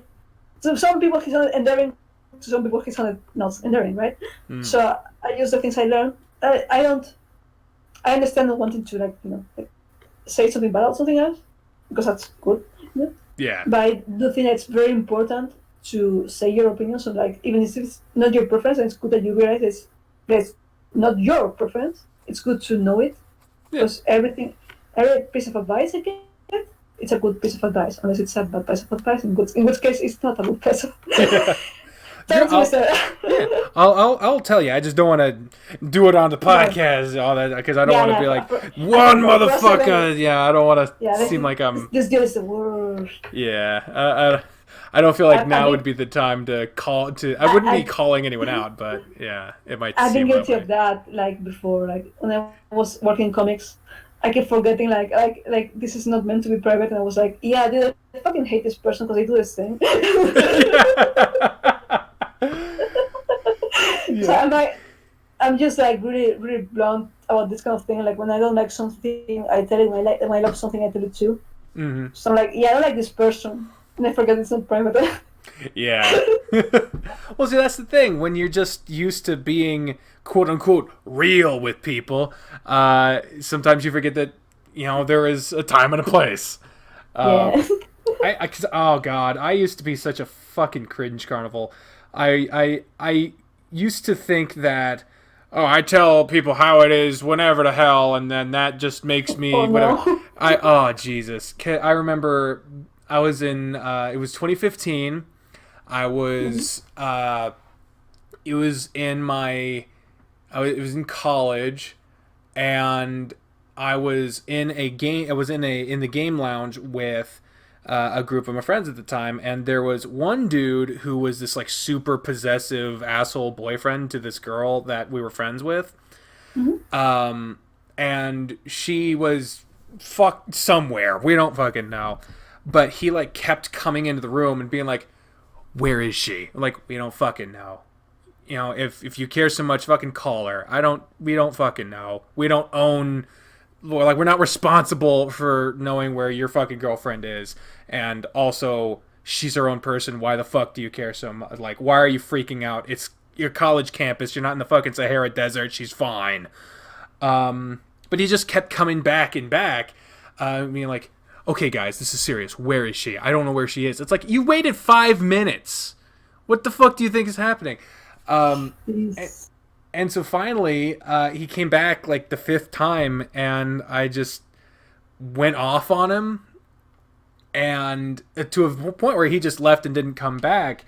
But while I was sitting there feeling like I did the right thing, fuck that guy, everyone else is like, all right, I'm gonna go. Like, everyone was so put off, but I felt like I did the right thing, and I was so proud of myself, and it was tact. I had no tact. I'm kind of the opposite. If I tend to think the best of people. Like I really try to like think that I'm the one who's getting it wrong. The other person is the one the other person made something better, right? But if you manage to make me think that you're doing something wrong, like really, really wrong, you're not going to hear the end of it in your life. Actually, I'm really good at making people cry. that's the thing I was putting on myself. Like sometimes I get people in my comments, like I don't know, like about other being, like telling him, for example, right? They're like, "You are this bad now." Like I'm like, "You really want to get into this? Come on, how will you leave before you dig yourself deeper?" It's like you come to my house. I'm invited. Like, parents to tell me what's bad and what's wrong. Like, your opinion matters a single fuck. And I just delete everything, disappear. I like doing that kind of thing. Like I feel bad about myself. Like, cause like I love making people feel bad. But that's bad. It's like my power's unused, and that's why I exist. Oh man, that's why, like, you've probably noticed at this point that especially on Twitter and late at night, I tend to be very flowery with my language. If I want to be like, oh, I like this art, I won't just be like, I like your art. I'll be like, the fantastic art is there, and I, very nice, and it enchanted my soul with its fantastic and majesty and blah, blah, blah, to fucking blah, you know? And it would just get to that point that, and I'd read it in the morning, I'd be like, oh my god, they're gonna think I'm trying to fuck them. I don't... I promise, it is purely platonic. Man, it's hard to. I just live in it. I live in a continuum of like, it's the internet. Everyone wants to fuck. I'm sure of it.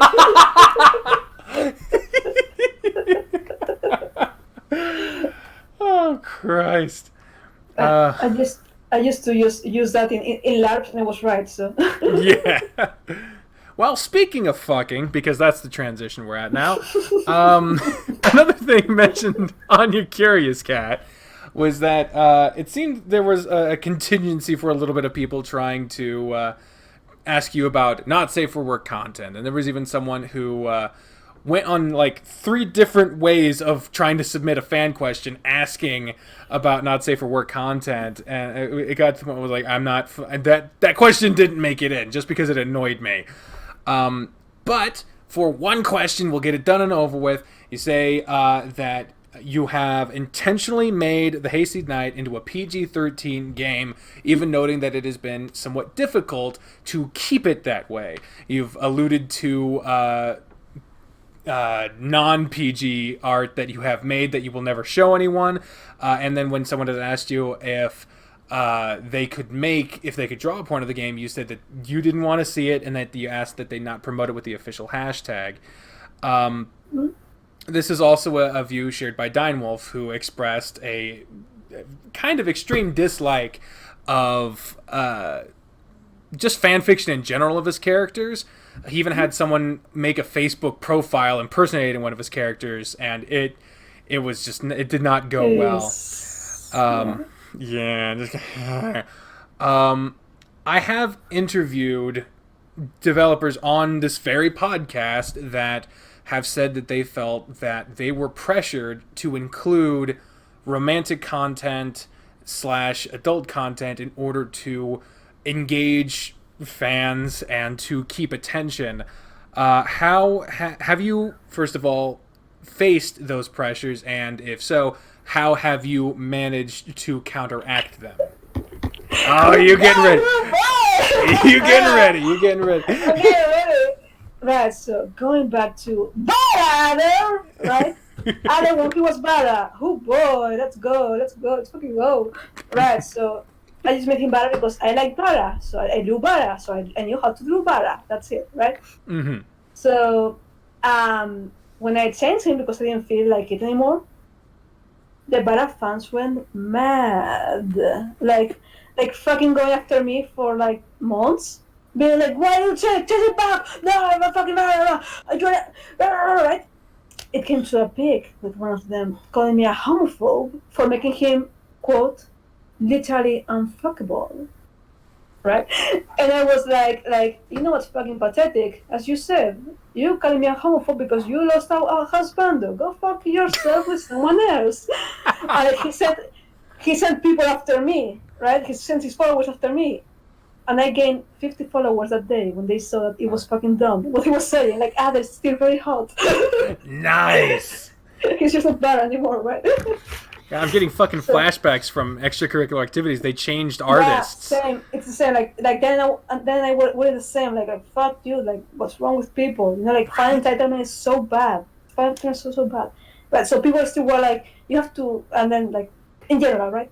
People are like, you have to have not safe for work. Like, you will be rich. You can have money, right?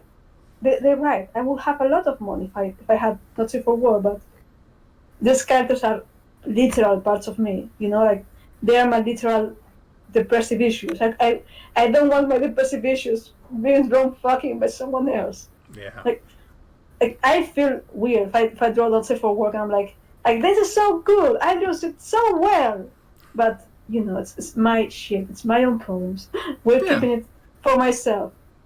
It's like, you know, it's really invasive. It's like, you make your own characters to fuck. Yeah. You can make your own OCs and have them fucking. My OCs are for me. Yeah, they're your originals. Like, that's why they're the original. Yeah, like, I understand, the feeling. I love fanfic. I wouldn't mind so much if people wrote like fanfic or like smooth or something. I wouldn't mind so much. But like visually, it's just so. Like I have problems with abuse in my life, and I don't want to like feel that people are like walking into my life again, like like appropriating my things, make it Yeah. using them how you want. Like I don't know. I really encourage people to make their own characters and make them fuck, but not mine. I absolutely feel you. I ever since I started doing furry content on YouTube through a game called Amorous, which I fucking hate now. Not just because of the snowball, but because everything to do with that game is garbage. But ever since then, because that game, if you aren't familiar, is basically just porn with a plot. You meet people in a nightclub, you date them for maybe 2 days, and then you fuck, and that's it for each character. And that is a starting point when people get their expectations. And that led me to extracurricular activities and Repeat, both of which aren't shy from not safe for work content, but they're trying to tell a story that incorporates the not safe for work content, but it isn't about that.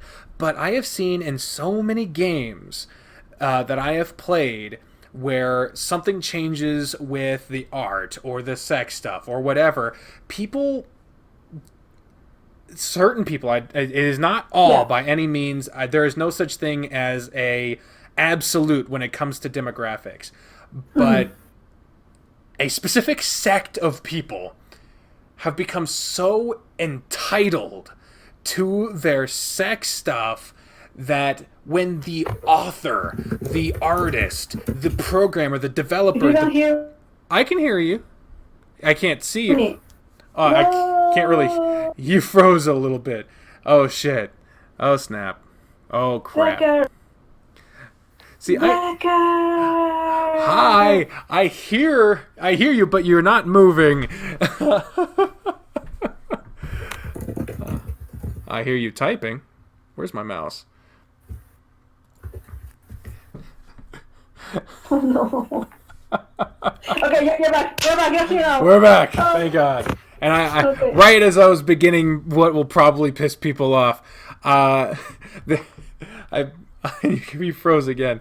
No, there you go. Basically, I was saying that I have discovered that there's a specific sect of audience members in this genre that have become so entitled to their adult content that when the artist, the developer, the writer, the author, when the person responsible for the work decides to make a change to their original work, they get so up in arms about it. They get so mad that they go out of their way to try to make things the way they want or something like that. Like, someone was asking if you would ever make a version of the Hayseed Knight with adult content for those who happen to want it. And, like, if it's not what the author wants, then why would they do that? Nekijishi, another big example.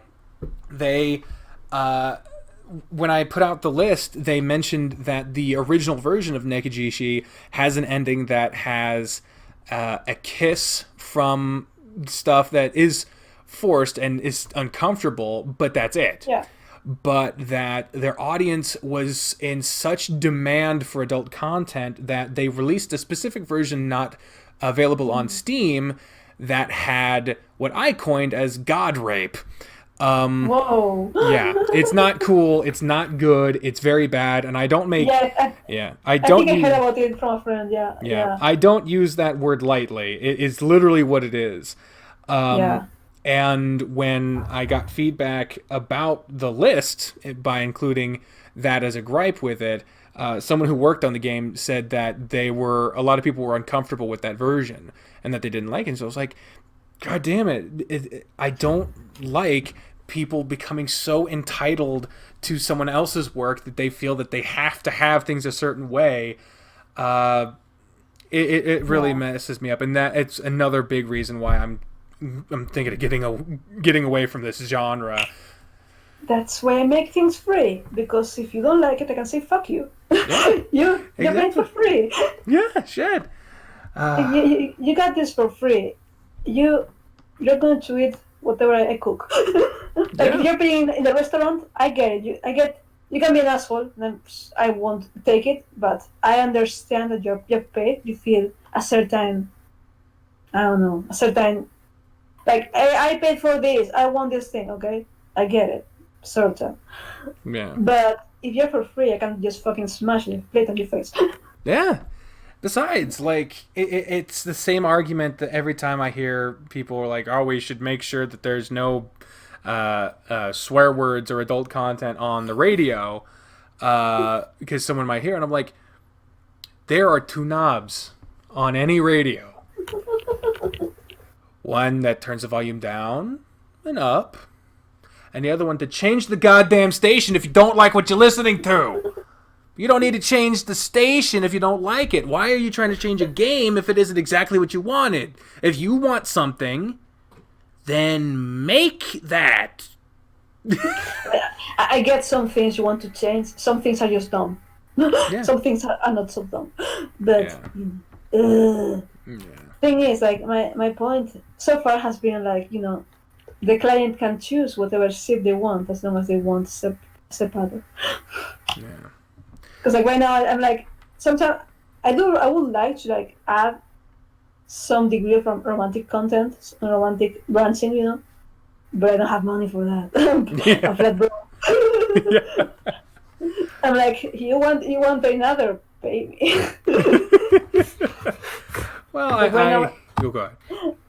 Right now I'm just doing what I can with the money I have, so it's like, it's not as branching as I would like it. Yeah.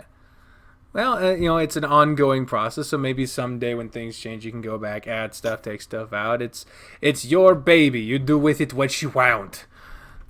Don't die, baby. Why don't you even give me so much trouble? Speaking of trouble, we're going great with these transitions.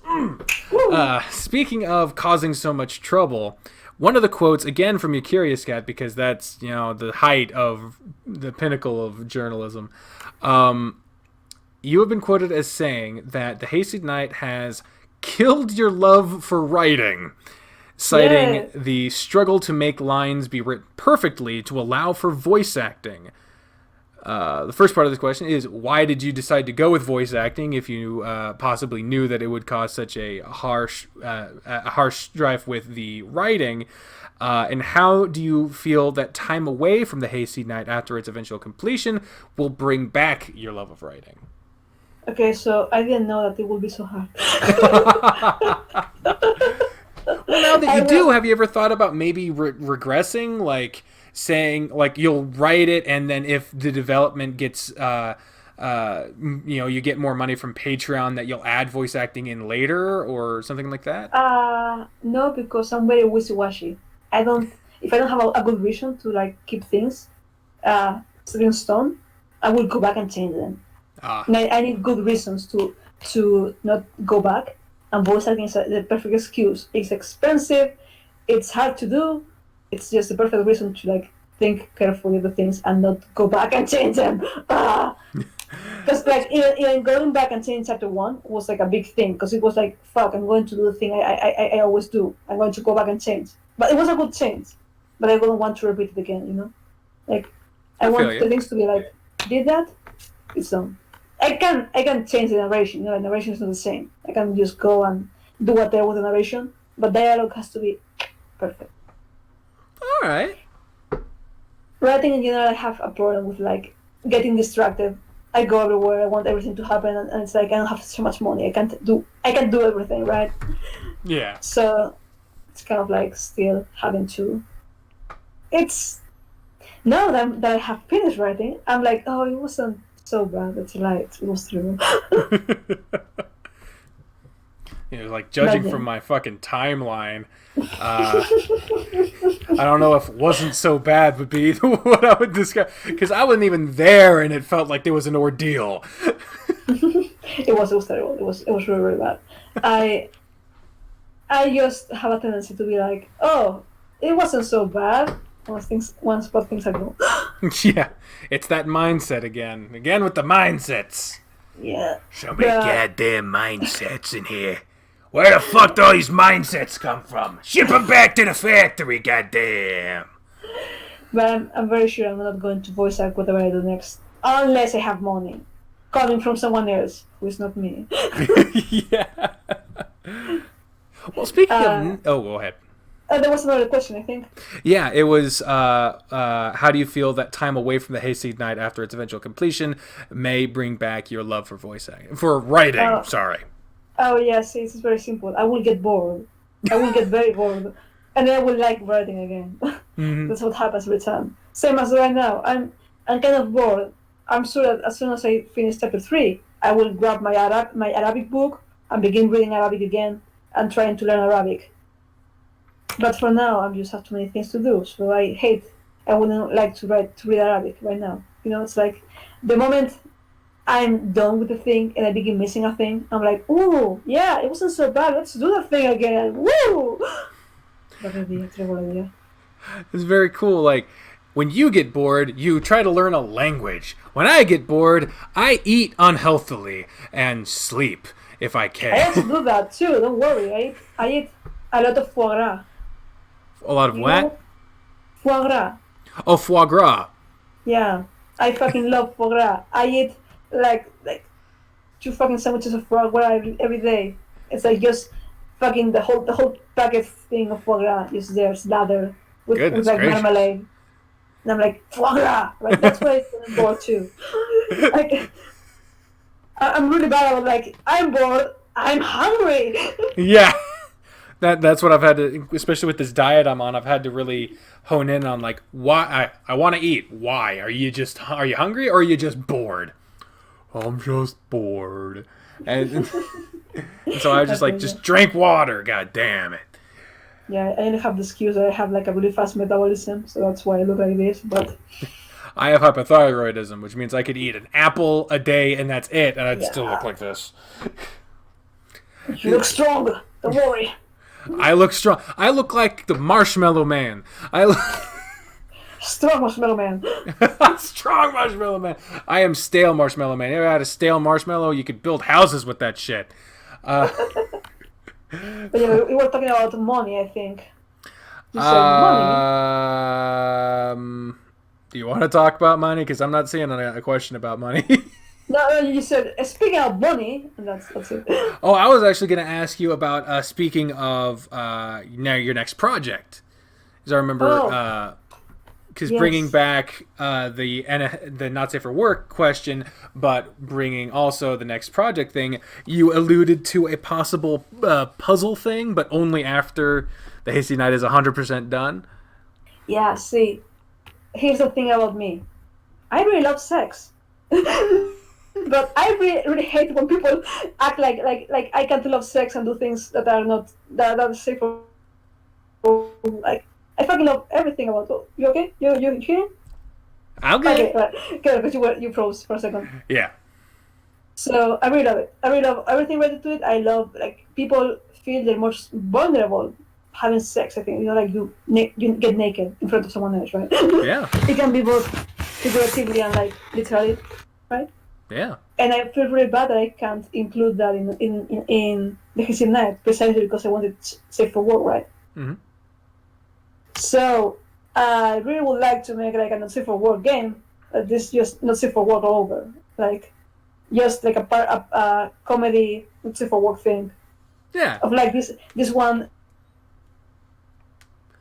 You blinked out on me. In the middle of talking about sex games, god damn it. While on this glitch outbreak, I will recommend a YouTube channel called Sexplanations. It is a sex ed channel run by a licensed sexologist who talks about healthy sex habits and very sex positive. It's a very educational channel. But anyway, as you were saying. Right.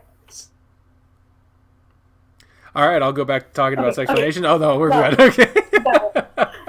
uh, so that sounds fun. I would check it out. uh, right. So it's a dragonette who wants to literally fuck the world, Mhm. basically, because they just love the world so much they want to fuck everything in it. Yeah. But they have two rules. One, the thing has to be able to give consent, and two, they have to figure out how to have sex with the thing. So that's why it's a puzzle.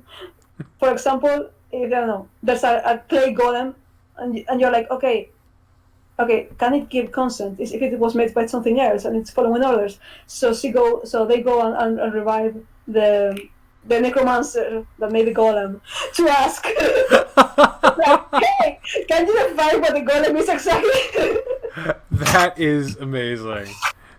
Yeah, so they would like to do that will be far after I'm done with THK, so it doesn't get muddled in or whatever. Yeah. And after you've had Yeah. a long break, I imagine. Yes. Yeah. You've spoken about your desire to drop off the face of the earth for a little while. Yes. To I'm just feeling better now, like now that I have Xenoblade 2 and I can just drop off the face of the earth for a little bit when I'm not editing audio. But right then I was like, fucking kill me. Well, I look forward to more of the Hayseed Knight and that game as well.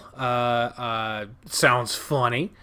But before, of course, we get to that, let's go on to another question. I don't know if we have a good transition here. Maybe. Let's see. Nope, this question has nothing to do with... Well, kind of. We talked about dropping off the face of the earth and that being kind of a recovery. The next question is about... are there any ways that you have considered trying to give yourself a healthier attitude towards the Hayseed Knight's development? I've always been pretty healthy about it. I take long breaks. I do things on my own rhythm, and I never ask myself for more than I can give. But at the end of the day, I'm still alone. I'm alone because I like being alone. I chose to be alone like this, and that gets heavy sometimes. Yeah. But I think it's really important to know that because you're sad, it doesn't mean that you're bad. Like I talk about everything I feel and everything, because I want people to see that it's not roses. It's not going to be flowery red stuff if you're making a game on your own. Mm. Like, some days I feel like shit. But that's cool. I'm feeling things. I'm not blocking myself like, no, everything's fine. Because that's a problem. That's a problem I've always had. Like, I've been always, like, most of my life I spent flatlining, just being a robot. I always say I didn't start living until I was 20. Mm. So it's very important to me that, like, talk about what I'm feeling. And people are like, "Are you okay? You sound so blue or so mad or so whatever." On Twitter, I'm like, "Yeah, that's good. Like, I'm feeling things. I'm just being a person." I guess some people and you and me, I guess I'm just not used to expressiveness, I guess, because as expressive as I am, whenever I see someone talking about if they're feeling a certain way or whatever, if it's not overtly positive, then for some reason there's an automatic assumption of the feeling is so bad that it resulted in talking about it, as opposed to it just being natural to talk about it when it happens. And I'm not sure where that assumption comes from, actually. Maybe Well, it's just yeah. culturally we are inclined to, well, we are not inclined, we're made to like save everything in. Like, for example, my whole life I've been told I was really weak. Like, anytime I complain about something, I was told like, you're weak, you're complaining because you're weak, and you blah blah blah, you just like, you're a whiner, you are just weak. So I just blocked everything in. I never felt anything. I was like, no, I don't have emotions. Like, I'm cool, I'm good. I nothing of this phases me, right? It wasn't true. I had emotions. I was just blocking in without knowing, right? Yeah. And then sometimes suddenly I would burst up, like, just. I had moments, like, I have problems with rage mostly. Like, through all my life, I had moments when something eventually happened, when I fucking lost my memory. Something happened, I don't know what, and then people will remember around me, like. For example, there was this one time in school. I don't know. Someone forgot to tell me there was an exam because I was sick. Exams, man. Exams are tough. They blinked out again. I have also had moments where I've lost memory in school. They found me unconscious on the stairs one time, but that was because my dad had me on drugs. Not like illegal drugs, like prescription drugs. They haven't told me which one it is, but I lost like 2 weeks of my life to this stuff. But anyway, so they didn't tell you about an exam. Yeah, they blow up this. So an example, actually, I got in a lot of fights in school. You know, Aina comes from somewhere. Yeah. like I don't feel strongly about Aina because is what I was when I was 15. Like when I write there, I'm just writing myself at 15. I'm just writing the problems I had, the things I thought, right? So it's hard to connect to that. Like, it's hard to feel good about that. But we're like, oh, that's so cute. I'm like, no, that's not cute. You know how cute that is, you know? Yeah. So it's hard to feel the same things people feel about her, right? Because like I don't know, I've gotten out of fights. I got expelled from school once. Oh snap! So you know, I was a different person. You know, if you met me like 4 years ago, you wouldn't know it's me. It's from online interaction, you know. Same man. Yeah. The thing, like, we have changed, we improved, right? Yeah. But it's natural. Like, people do change over time, and that's something that I'm glad for that, because the person that I was oh my god, not a person that I'm proud to associate myself with. Same, and that's precisely Twitter. I can have my own proof that I've changed, you know. Yeah. Like actually, I can. Also. Yeah. No, go ahead. I was just saying like yeah, I can just go back 3 weeks and be like, damn, I was sad that day. Holy shit, I'm so good now. And then for 3 weeks from now, I'll be like, wow, I was so happy. What the fuck happened to me now? Yeah, see that's it's good to have. It's perspective. Yeah, like I like to be held accountable over that. You know, like I want to know that all the time. That's good, I think. Yeah, that was it's kind of a I don't remember where I heard it, but there was someone who, like, every time they were given a compliment for an entire year, they wrote it down and put it like in a jar, and at the end of the year, at like New Year's, they motherfucker. Okay, now it's working now. Yes. Sorry, a bug was flying around and I got him. You son of a bitch. But but what the fuck? Oh yeah, the compliment jar. So every time they were given a compliment for an entire year, they wrote it down and put it in a jar, and then at New Year's they read every compliment that they had written down and put it in that jar, and it was just like this nice recap of all the nice things that's ever been told to them in that year. And I would consider doing that, but I just know that there'd be too many voices in my head telling me like, "Yeah, you're just doing this so you can check yourself off emotionally at the end of the year. You know, no one meant any of that, right? Exactly. You stupid cunt." Like, yeah. So, the voices in my head are very vulgar. I apologize for that. But that's when I was in therapy, I didn't. Because I know myself, and I know that would be like, no, you only did this because you had a. That's really bad. And the emotions are good for you. Yeah. They're important. But I go through that like that because I was like, I know myself. I don't drink because I drank all day, you know. If I had anything of that, I would do it all day, right? So I didn't want to blame myself. Like, no, you didn't get this right. You did wrong. You're a loser, right? Yeah. The thing, like, don't fucking listen. Get wrong. Get wrong. That's the point here. Yeah. You're wrong. You're good. I appreciate that. I mean, that's a lot of people have asked me. Usually it's new people who have found my channel to like episode 17 of a random series. They'll pop and be like, I have no idea how I found myself here, but I'm kind of worried because, and then they'll reference that I have suicide prevention hotline numbers in the description of every video. Because the way I see it, not everyone will need that. And not everyone even looks in the description of videos.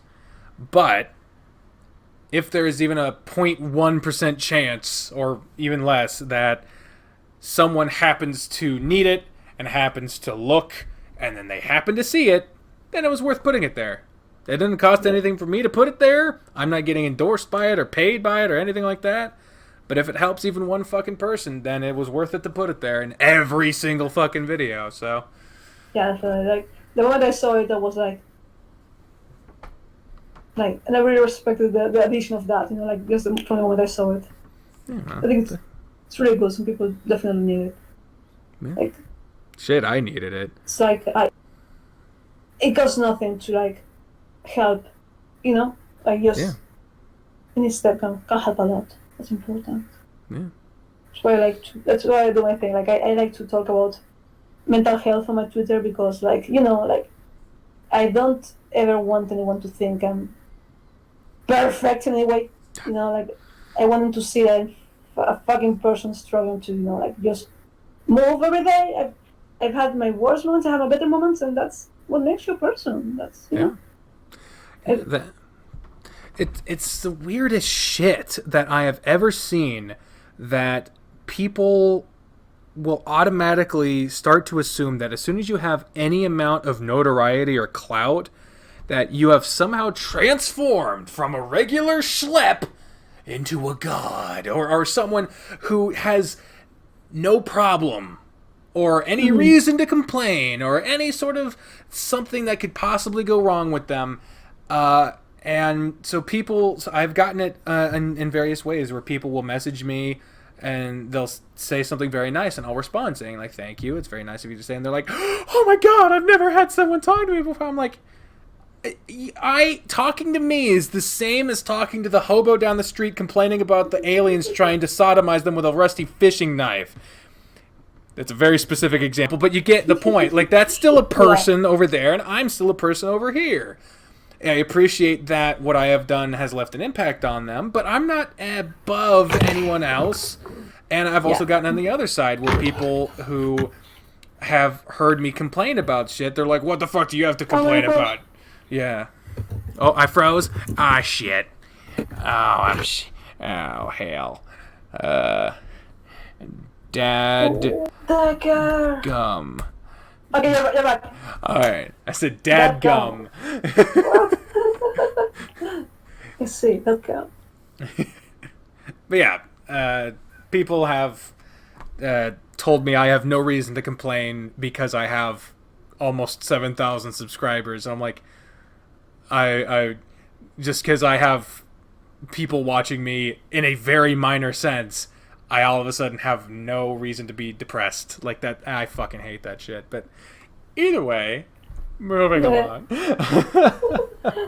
Moving along. This is doing a robot now. Wait, you froze again. God damn it. Son of a bitch, I froze again. God damn it. Okay, now you're We're back. Okay. Frozen again, Batman. Oh, hell. So. Yes. We've been talking for 2 hours and we're still on, so how's the weather? So some of the changes that have happened to you in your life that resulted in some of the character developments, different changes and drafts and versions of your story has been related to job-related stuff. As you mentioned, due to your wrist stuff, you've lost your job as a colorist, and I don't want to dig that up or anything. You seem to have a very healthy attitude towards it. So, and I ask I want to make this. I ask everyone before I interview them if there's anything they don't want to talk about. So I'm not just randomly like, hey, you want to talk about your childhood? I don't want to step on any toes, but you, out of practically every other dev I've talked to, are we good? Because my video, okay. No, I can hear you. Yes, rock and fucking roll. Out of a lot of the devs that I have talked to on this podcast, you have probably one of the most impressive resumes out of all of them. which coincides with the fact that your visual novel is probably the most professionally produced, with the animations and the voice acting and the don't you goddamn dab on me, you son of a bitch. No. I'm trying to give you compliments and you fucking around. No.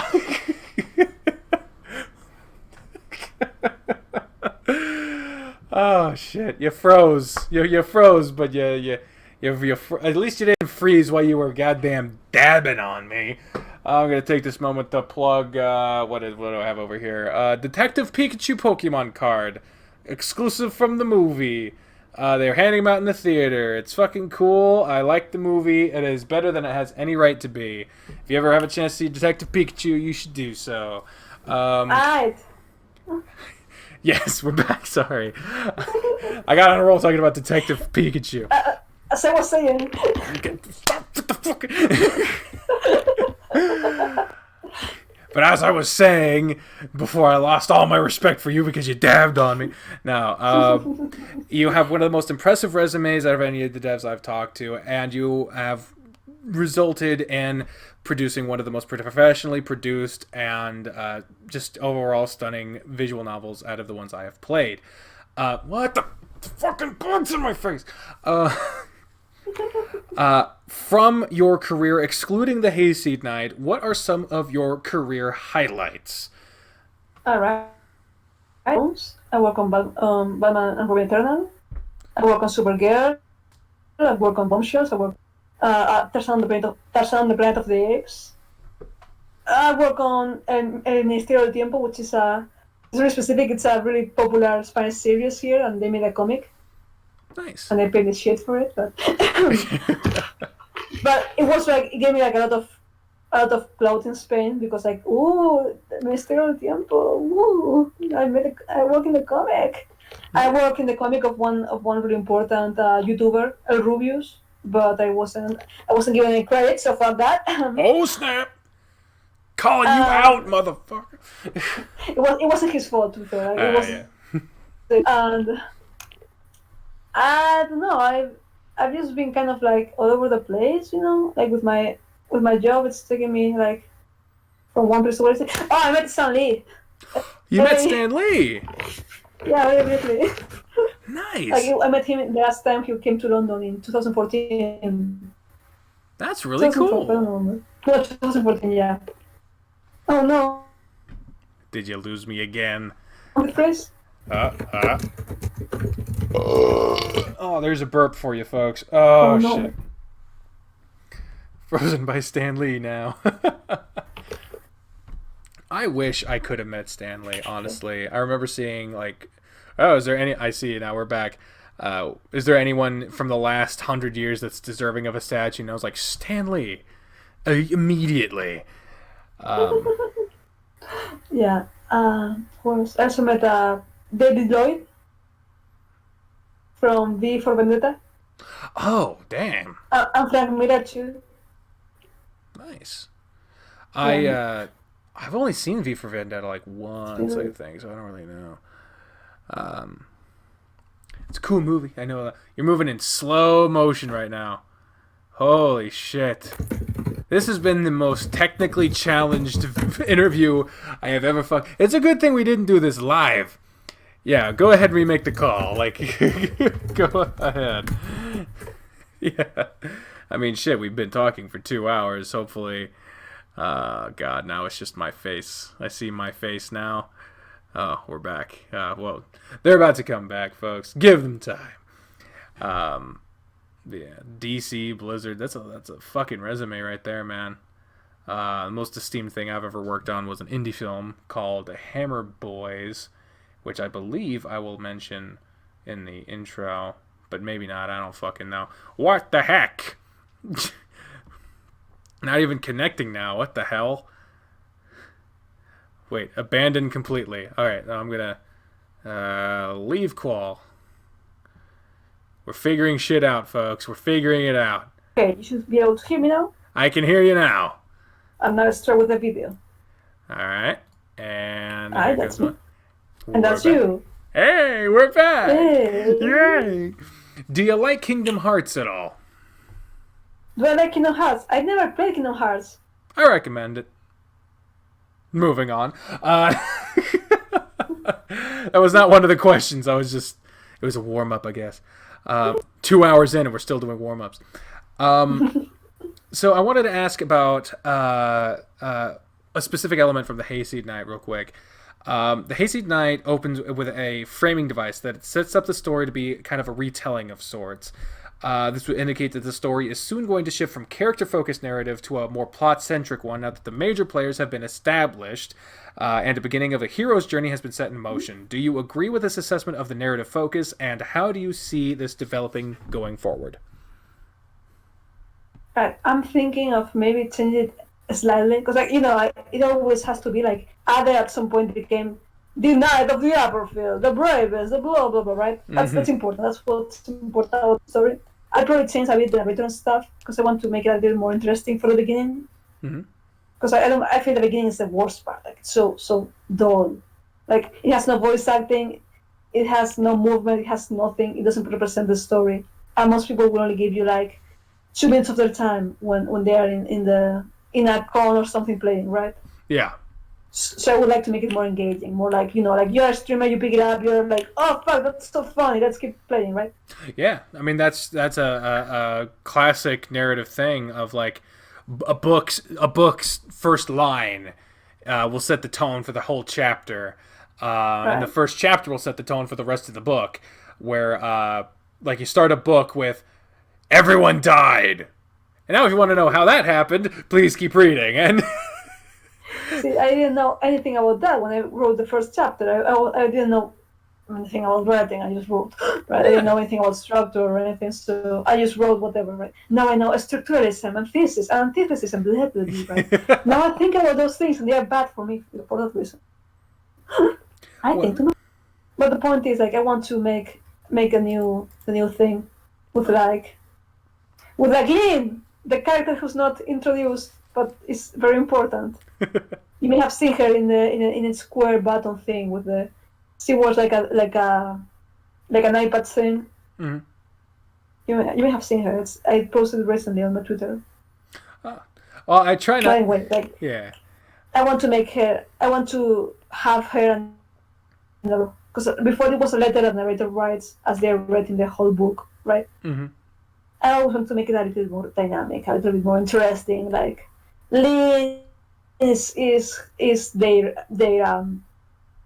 their apprentice or something, and like make it more little attention grab, just like a hey attention grab, like grab him by the throat, like read me motherfucker, and then there you go.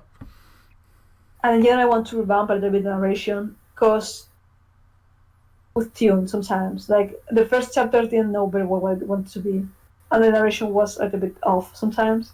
So I want to keep revamping and rewriting. Cool. Well, I mean, it's still in development, so you got plenty of opportunity to do so. Yep. I like it. But Just scrolling. Okay.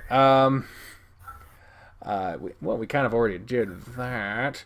Actually, we can do that. I had a question about as a voice director, what do you recommend for voice actors? But I had a point specifically of during a recording session, what do you see as good practices versus bad practices? I mean, this is past auditions. You've already got them in. You've decided that you're going with this person. How do you recommend someone conduct themselves during a recording session that you feel is more conducive to good production as well as establishing good rapport? Okay, first off, don't be a dick. Sorry, damn, I didn't think.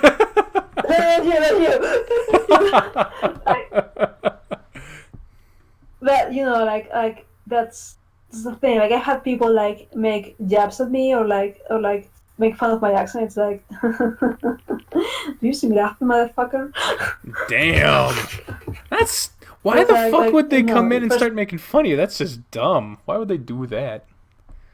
Yeah, like sometimes they don't even mean it. Like they are like, oh, you have an accent. That's so cute. And I'm like, thank you. Jesus. Like that thing you say to people who are about to death you, but Yeah. It's like choose your behavior to be professional until you know the other person. That's pretty normal. Like I'm lively. I'm like I'm going to be ha ha ha all over, right? Yeah. But I'm not going to make any kind of personal humor. I'm not going to say anything about the other person. I'm just going to be there to help them do a thing, right? Yeah. Then maybe if we hit it off, we're going to be like ha ha ha, and this character, it was so funny. That's first. Yeah. That's be like show determination, like show energy, so good disposition in general, like show you're from here to do that thing and you're going to be energetically, right? Like if I begin direct with someone, they're like, yeah, okay, let's do this thing. I'm like, oh Yeah.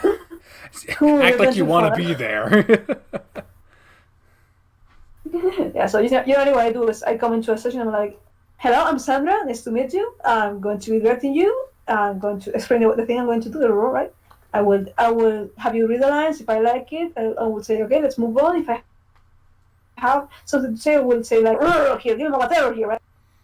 And then we move on, we start directing. And then little by little, I try to uplift them until they become more relaxed, and then we can move faster, right?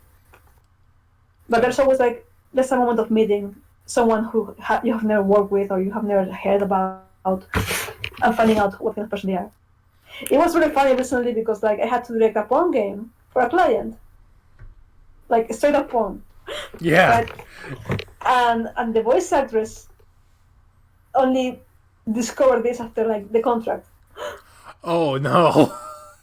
And she was like, Sandra, what the fuck, Sandra? And I was like, no, we're having fun, we're having so much fun. She was like, yeah, we're having no. and this battle made us friends. We became friends over this. That's awesome. And then we spent like 6 hours talking about like oh my god, did this happen? Sandra, I'm so glad I recorded with you. I couldn't have recorded with anyone else. Just this shit. And I'm like, thank you, I miss a lot. So yeah, it was a lot of fun. That's awesome, man. Like as long as you are, like you try to be positive about it and you have to, and with energy you can help anyone make anything, I think. It's an important part. So that's Alex. Oh, snap. Huh? I heard something in the background. Oh no, yeah, I was saying hi to my boyfriend. Hello. Alex, hola. Hola, ¿qué tal? Goodbye, Alex. I say hi. That was I actually had a question about that because you actually mentioned in a tweet that you had directed voice acting porn, and where is that? I have it written down. I do. Something to say, right? Like, you directed porn. I have it written down. I documented that one. It was Jesus Christ, where the fuck is it? I know I wrote it. Oh god, I'm so unprepared. Oh no, there it is. What is your biggest struggle as a voice director? Is it like the tweet you put out today about making voice actors say embarrassing or wrong things? See, I have a problem in general with like PDA, I guess. Like I love all sexual things. I think they are super fun. I think sex is super interesting, right? Mm-hmm. But I have a problem with like things I've written being sexual. Mm-hmm. Because it's like I'm really shy. And then I'm like, you have to read this line. It sounds wrong. Like, I was recording yesterday with Seb's voice actress, right? Mm-hmm. And there was some lines. Some lines, right? Some lines. And she was like, "So this is not so bad." I'm like, "I'm sorry. So are you okay?" I'm like, "I'm fine." And there's actually like, I was invited once to a stream of the Hayseed Knight, just like commenting as the developer, right? And there's a moment where Adrian and Steph get too close in the tent, right? Mm-hmm. And you can actually hear me go like, ah! Because isn't that cute? Oh my god, no, it's not cute. It's like, ah! Jesus. Oh, jeez. I knew I had to ask about that one. I knew it was gonna be good. I knew that was gonna be good out there. But see, I complain, but then I still write it. So. Yeah.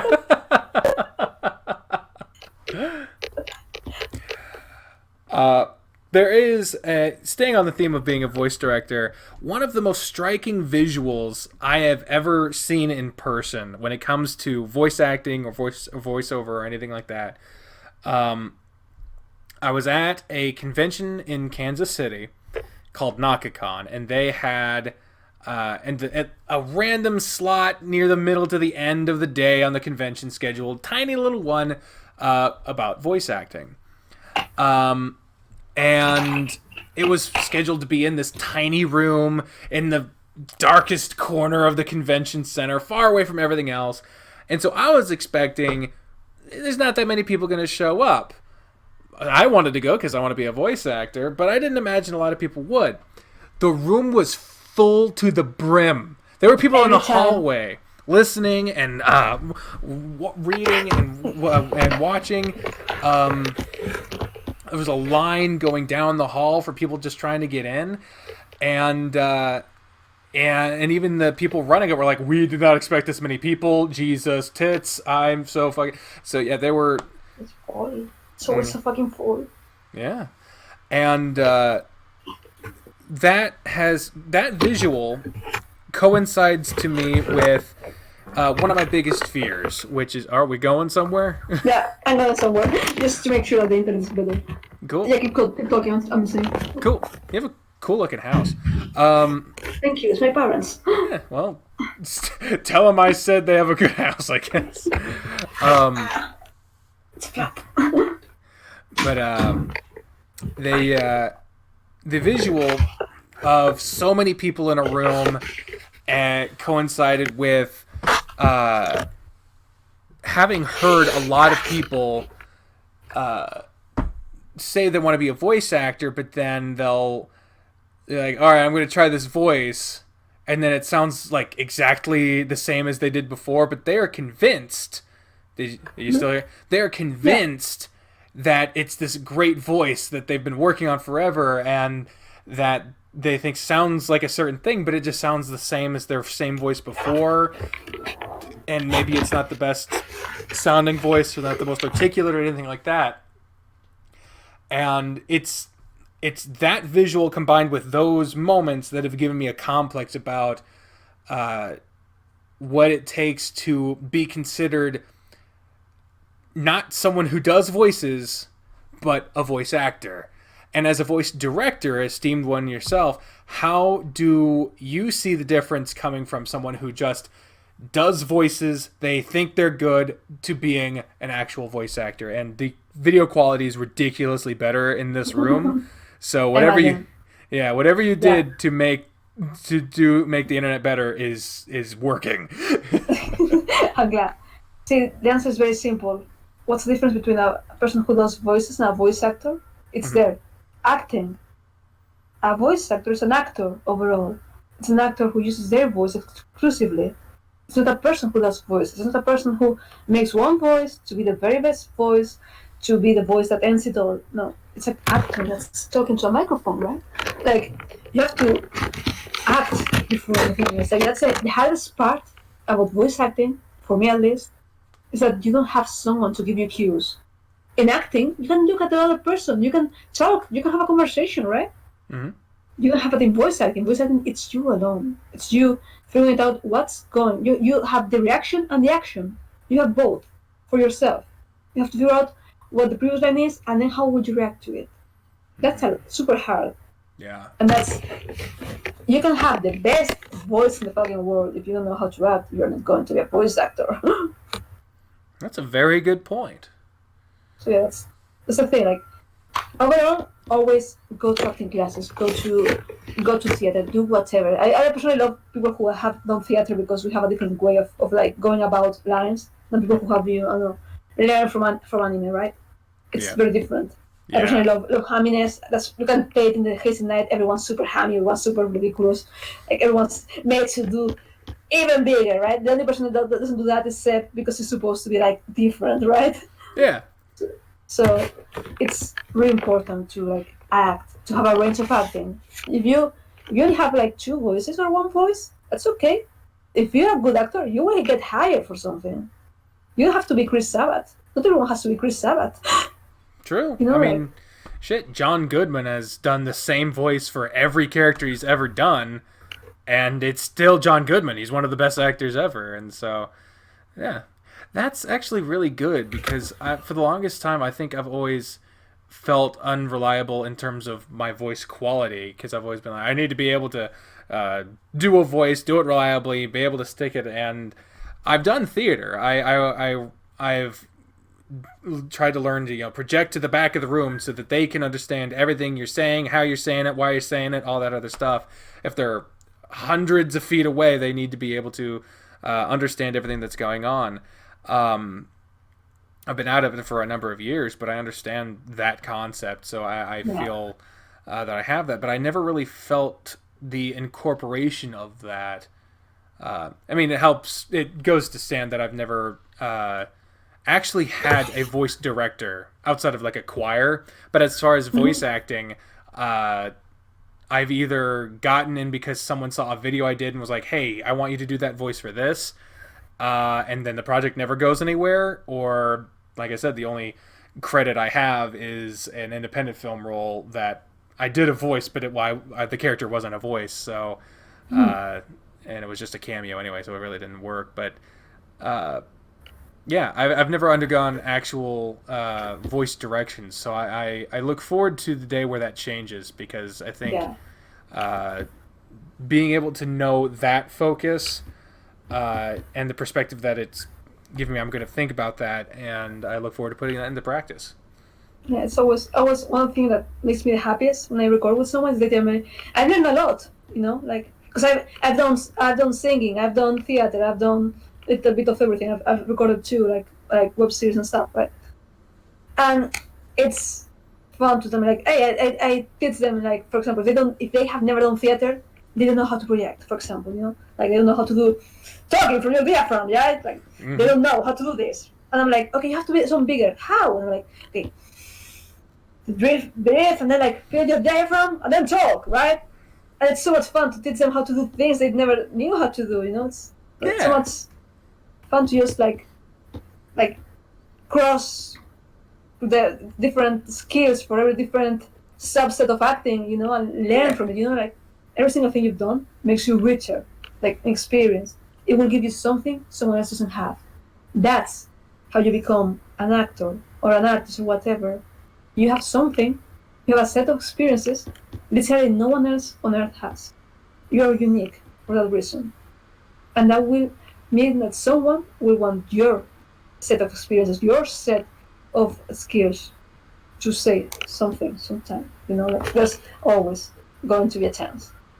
And like I get self-conscious too because I have an accent and it's not like a real accent. Like this is not an accent from any place, right? It's vague European. Yeah. Right. So I get self-conscious, like who's going to want my accent, right?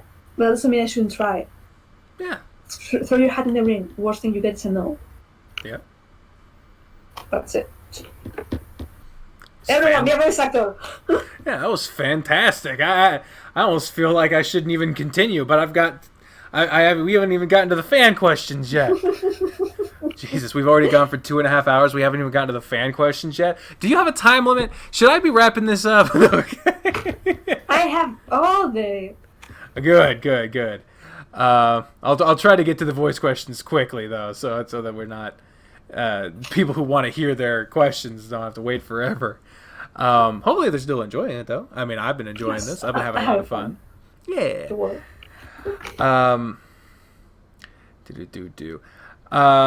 Yes.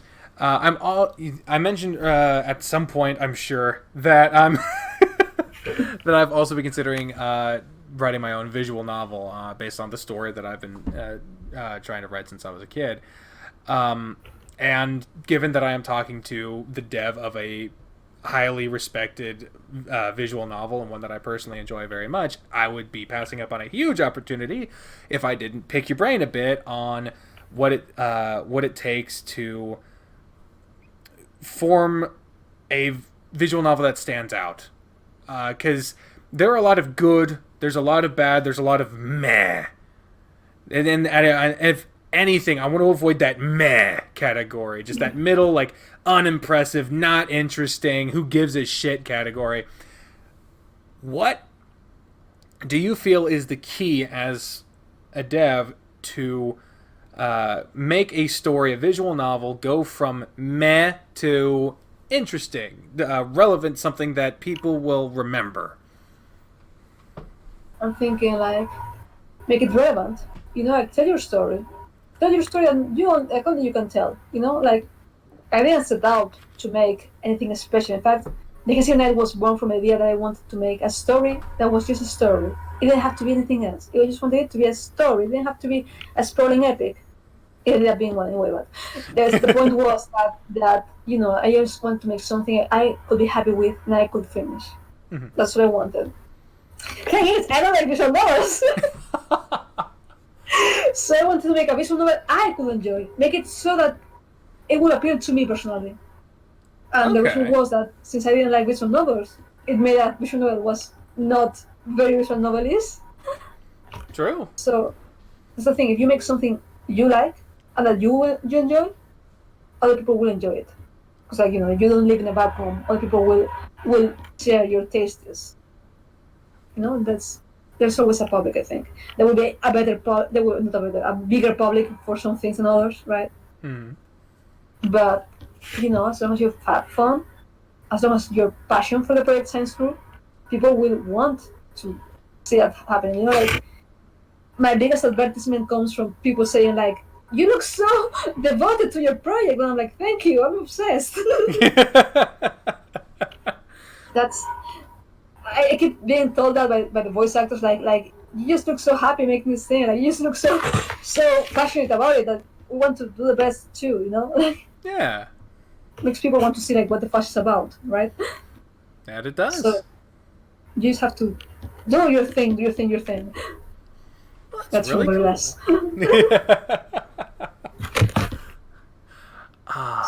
That's great. We could skip that question. It's boring. It's about story. No, it wasn't about story because story is interesting. It was about fuck it. Now I'd have to say it. Okay. It was as someone who does not storyboard to someone who couldn't make a storyboard if they tried. What are your methods or some other methods that you have used to put together a scene? Okay, there's two methods. I'm not neither a plotter nor a pantser. I'm a plantser. I write outlines. I do, and I ignore them. So it's kind of like, whoa, holy shit! Oh, sorry, there's a truck and it's suddenly like. I think there's some work under my building. Anyway, the goddamn tank coming along down the street. So yeah, I tried to think of like, okay, I need this scene to drive the plot forward, right? But then the characters begin talking, and I'm like, I don't usually think of what the characters say. They say it themselves. It's like they're living in my mind, and I'm just taking notes, right? Mm-hmm. So sometimes they are good notes, sometimes they are bad notes. Sometimes a scene doesn't serve any purpose, and I'm like, I have to accent. Yeah. But if a scene doesn't serve any purpose, I have to remove. If it's just making the plot slow or whatever, ask your theories, accent. But I don't just accent. I save them in another document. Like maybe one day, maybe one day. So things like I try to make it so that there's some kind of impact. Every scene has like some kind of meaning to it, right? The hardest thing is like writing characters who are smarter than me, aka Seb. Seb is really, really smart now. He has a lot of things to say like that are smarter than others. and I'm not that smart. So I spent months like, okay, what's a good comeback to this? Ah. That's a lot less holistic, is that the word? Like that's a lot less natural than the rest. You know, like others just talking and he's like talking. I'm like, ha ha ha. Elbar writes himself. I have written Elbar and I don't fucking remember writing Elbar. Like I'm reading things like, did I write this? It's super fun, right? But when it comes to Seb, I'm like, okay, what does Seb want? Seb, what do you want from me? What does this mean? I remember you mentioned fan fiction a while back. My start in writing it wasn't exactly my start, but probably my most active time in writing was writing Sonic the Hedgehog fan fiction on fanfiction.net.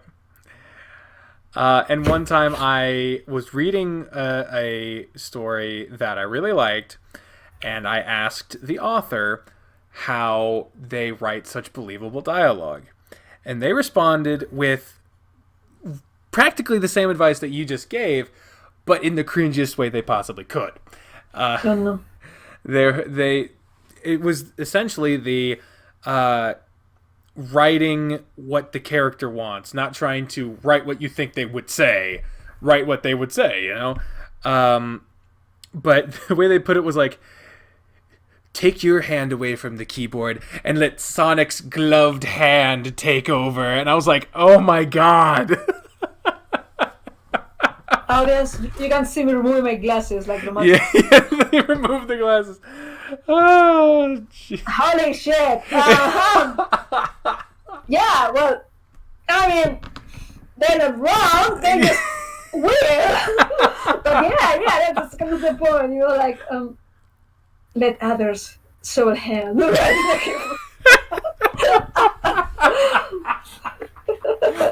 Oh god. See, that's why I have to write. Other can't. Yeah. I have a problem with, like, I understand every character, like, to a degree. They try to do their own shit. And I'm here like, okay, but doesn't make sense. Yeah. Because, like, but, for example, the point of Sep, chapter 3 has gone through so many rewrites. Because it's a chapter about Sep. But Sep's point is that she's mysterious, and you don't understand her. Right? That's kind of the point of her character. If you understand what that she wants, she breaks. Yeah. Like, you know, like that. So it's always been like about how to tell Sep's story in a way that still keeps her mystery, that still keeps a sense of like what's the problem with Sep, what's going on with Sep all the time, right? And getting there was what took me so fucking long. And now that I have it, I'm like, but in the way there's been a lot of like figuring out like, Sep, how would you say this? What would you do? Like what the fuck does she mean? Like figuring out. Sometimes it's like I write a scene, and then I have to think out what it means. And sometimes it's like I have to write a scene thinking out what it has, what's purpose it serves, right? Yeah. And both are like, so it's kind of harder sometimes, easier sometimes. Some scenes write themselves, some scenes are fucking pain to go through. Yeah. In the end, it's all words on paper. Yeah. I feel like you've said so much good shit while we're talking today. I'm very good at making the things I say sound important. Yeah. You are a writer after all. I mean, hell. I talk real good. I had my first boss. He told me once, like, he saw me sulking in a corner in a con, my first con in London. He told me, "You think I enjoy this? You think I like coming to this bunch of people and like feeling unease and feeling bad about myself? No, of course I don't. But when I walk into the room, when I walk here, I'm not this person. I'm Mr. Important Writer, who knows his shit and loves what he's doing and knows exactly what he has to say, and everyone respects him. And then when I go home, I will go crawl under the sheets and go weep in my bed and hide beneath a blanket, right?" And I was like, "Fuck, that's right. You know, like, I can be whatever the fuck I want. Like, I don't have to think like, I don't know, what if he thinks that what I'm saying sounds pretentious? No, I think what I'm saying. I can be Mr. Important Writer too, you know. Yeah. So it's kind of like that. As long as you believe that you can be the person that deserves to be here and deserves to say what they're saying, that's everything will sound important. Yeah. I mean, I've kind of been told that too at times. I've been told that when I'm talking to someone about something that I care about, I'm good at grabbing someone's attention. Maybe it's not with the most eloquent of language, but I can tell a story. God damn it! I was working at a Starbucks one time because it's America and every 5 fucking seconds there's a Starbucks. And I was having trouble with a coworker of mine. She had been very belligerent to me, flipped me off in front of customers, and I went to the back to tell my manager about it. And I'm talking to my manager, and halfway through she stops me and she's like,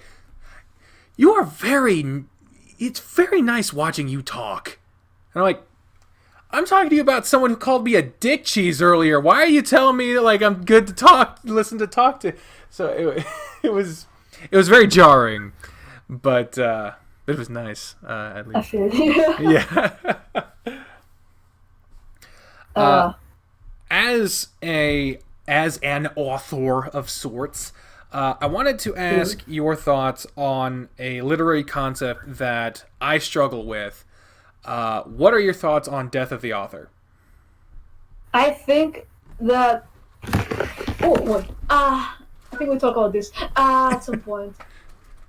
Right. So, my thoughts are that metatext sucks. You know, like I really think that a play will outlive its author, and you will no longer have the context to know what the play was about when it was written, right? Mm-hmm. Unless I read you like a fucking diary next to it, like, hey, this is what I meant.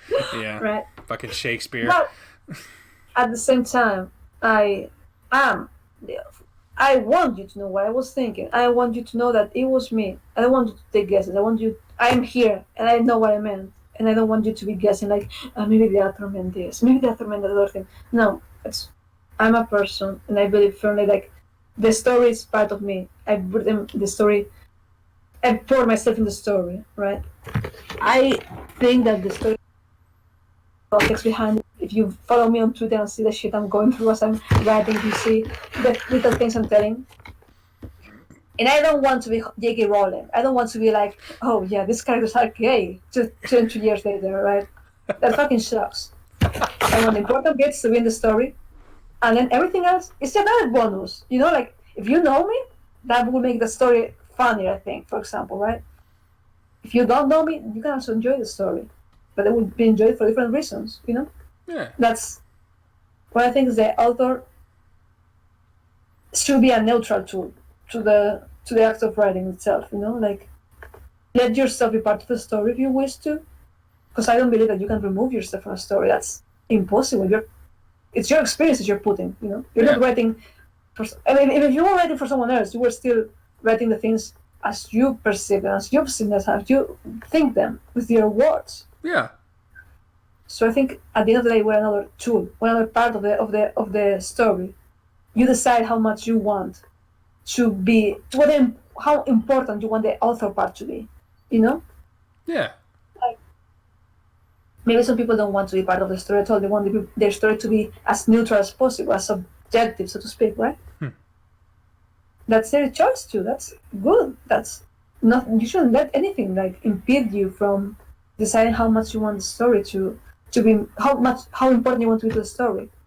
I personally choose to be aside to it. You know, like I would like people to know the shit I'm doing to make the story. So I want to be.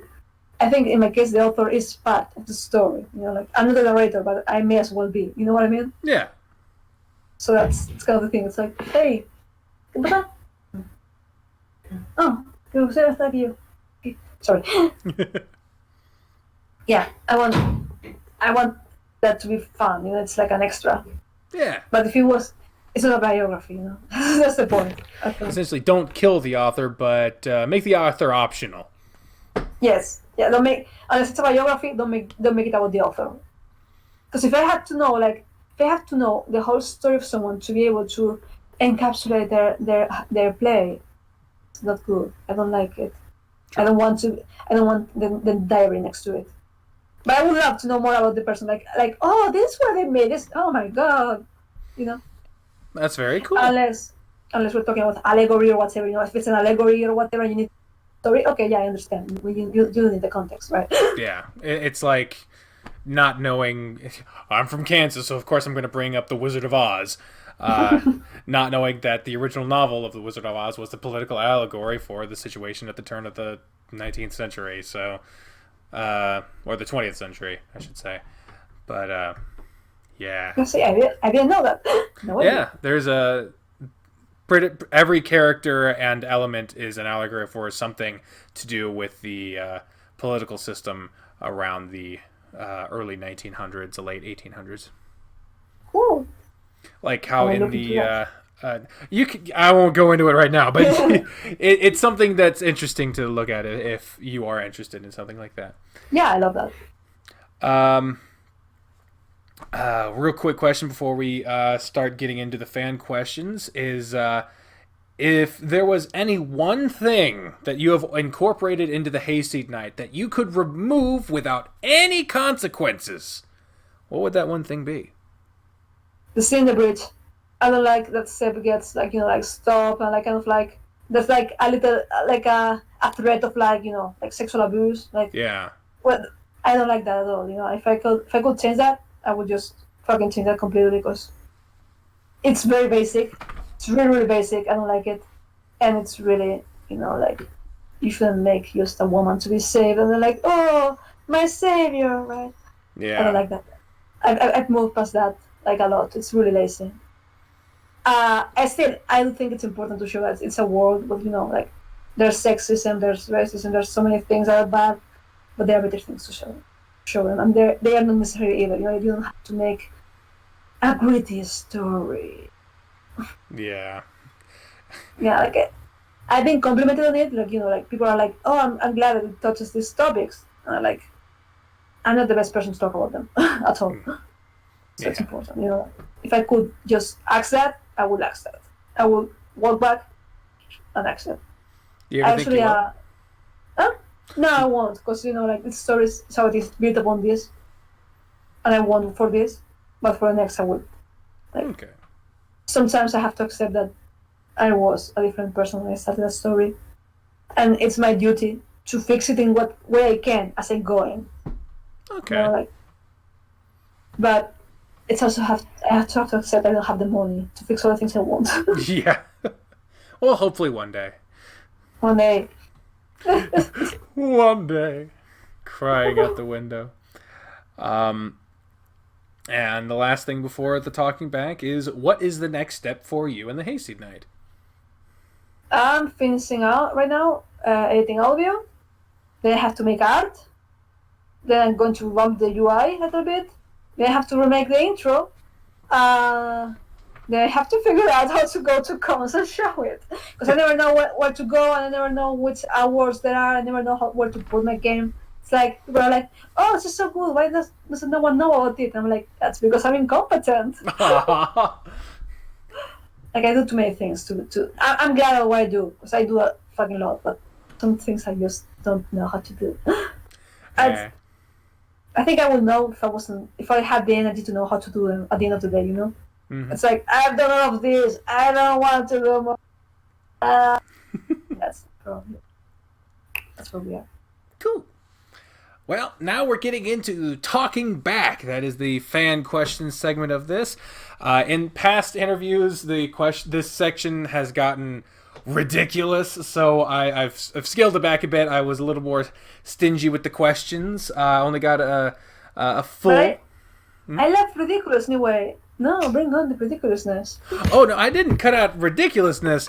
I just I kept it within reason. There's only 17, and if only 17 sounds bad, I remember like when unchecked there was like a lot. Like the Dine interview was like 90% talking back.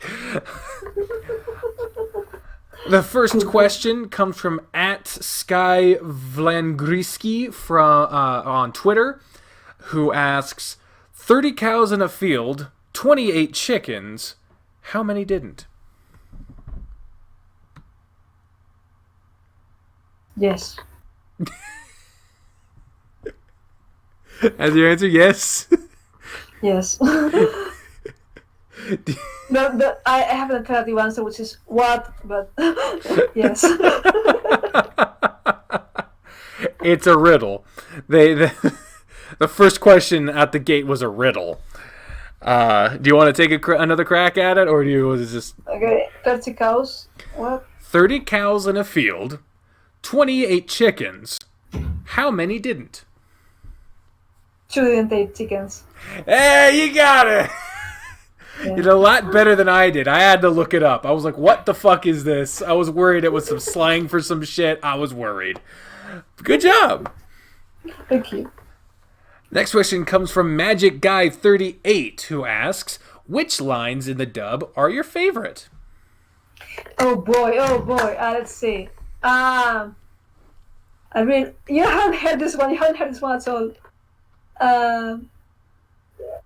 There's Wait! I did really, oh god! You haven't heard that one at all.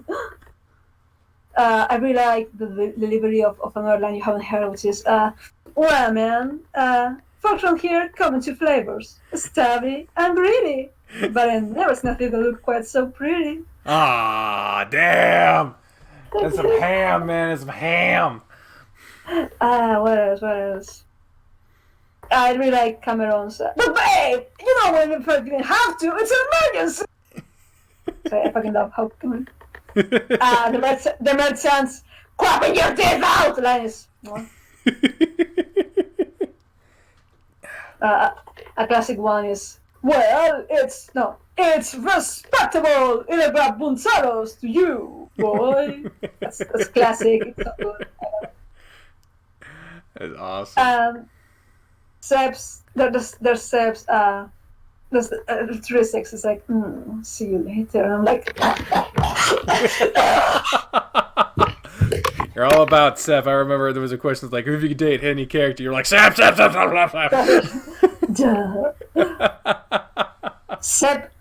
is like, Seb draws a lot from like... I had a friend in high school who was...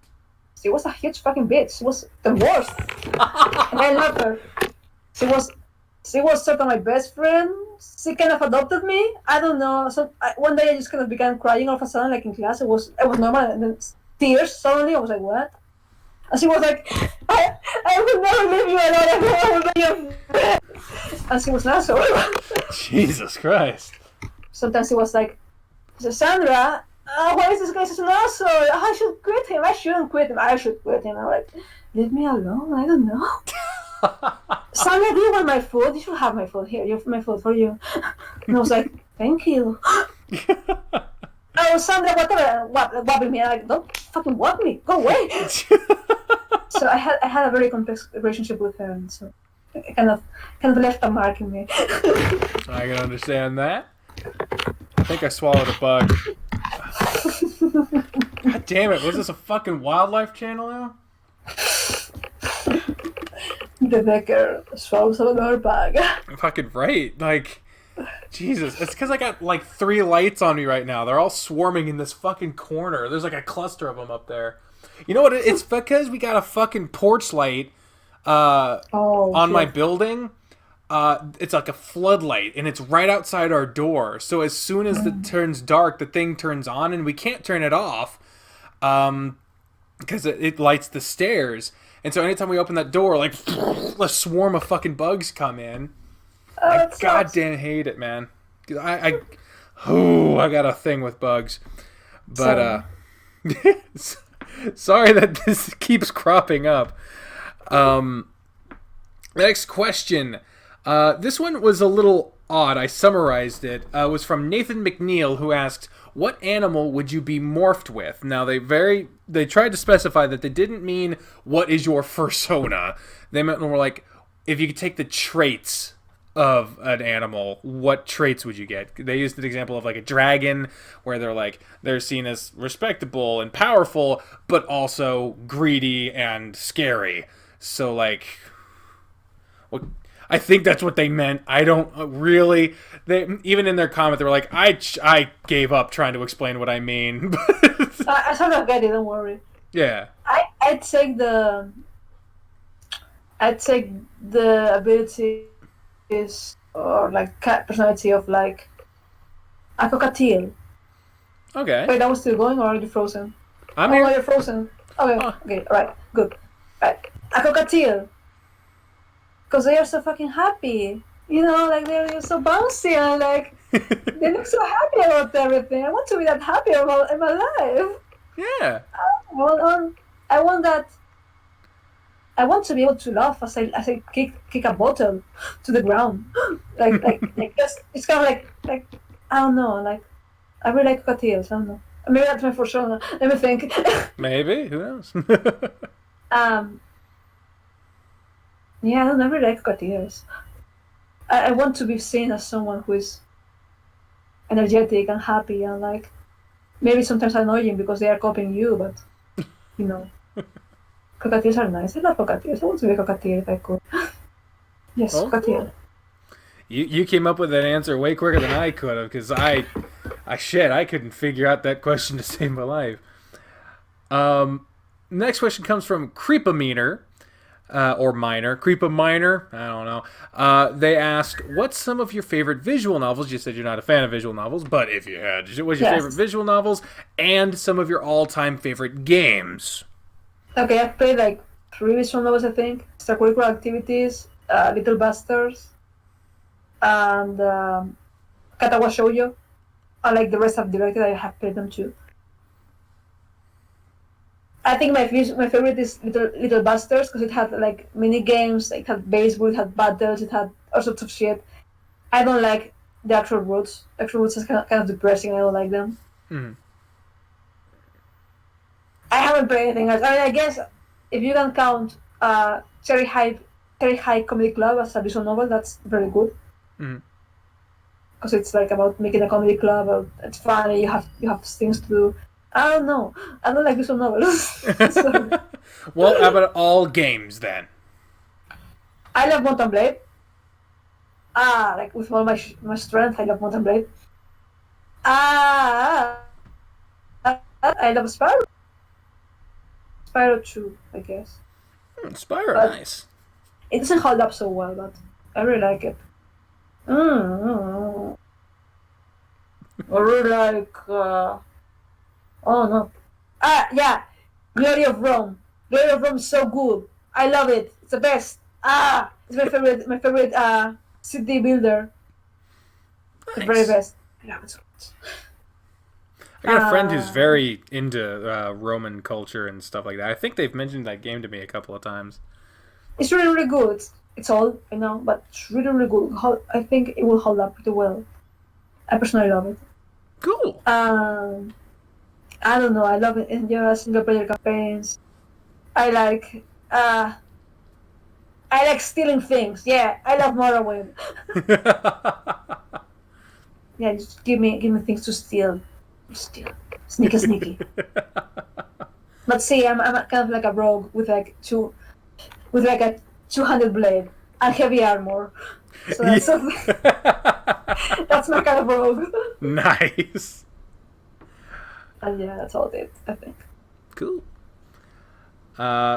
Next question comes from Serious. What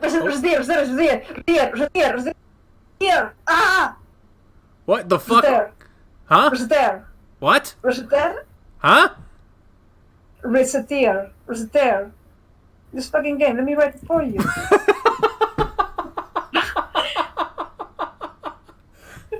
Resetear. I've never heard of that. It's about building a shop, and you go to dungeons, and you talk to people, and you have fun with your clients, making like relationships, and then you have like different adventurers to go to dungeons with, and it's so cute too. I fucking love it. Okay, that's it. We'll go. Well, I'm glad you like it. Yeah, it sounds worth checking out. definitely.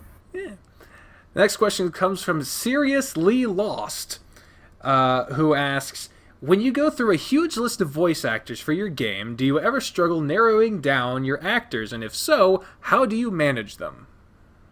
I use a note of like adding people, like, okay, this person has this person has this person has this, so I sort them out by the personality that their acting gives out, and then once I have the people I like that have certain personalities, I try to examine what the character is about. Like, I'm thinking, like, okay, this character is this and this, it isn't this, it isn't that, it isn't that, and by that, using those characteristics, I disqualify people until there's only like one or two, and then at the end it comes down. Maybe sometimes it comes down to like checking people's social media. Like, okay, is this person a good person? Like, am I going to hire someone that's going to be? I'm going to regret hiring. Mm-hmm. Hey, so you got to keep that in mind. Sometimes it's an obvious winner. Sometimes it's not winner. Sorry, an obvious last choice. Sometimes it's not. Sometimes it comes down to what kind of person you are. Sometimes it comes down to, hey, I talked to this person once. They were really nice to me. I like them. I'm going to hire them, right? Yeah. So that's how I manage. Cool. Seriously Lost also asks, how do you psych yourself up when giving the bad news to those who didn't get the role? They said it kills them a little inside every time they have to do it.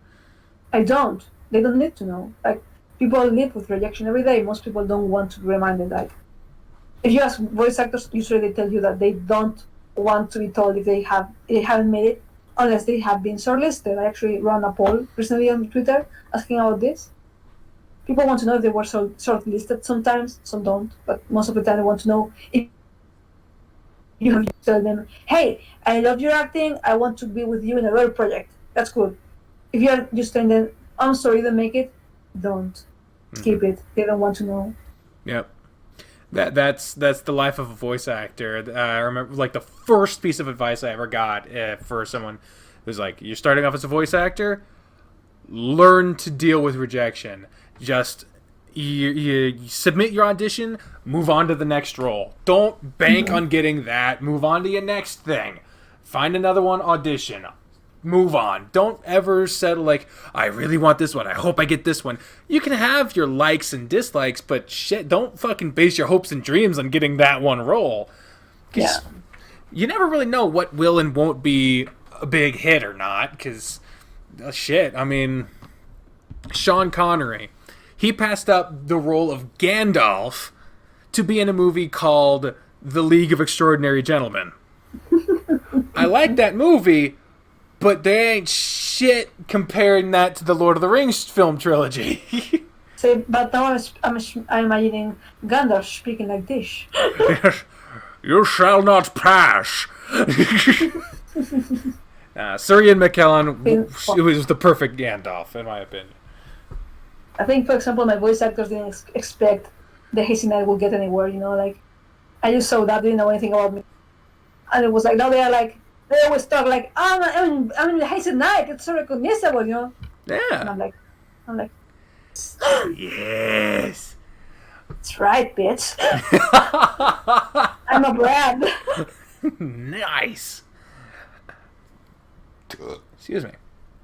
Ronan Jin asks, what can we expect from this game in the general future, and are there any recognizable references in it? Now, the Hayseed Knight isn't really a reference-heavy game, but will there be any, I guess?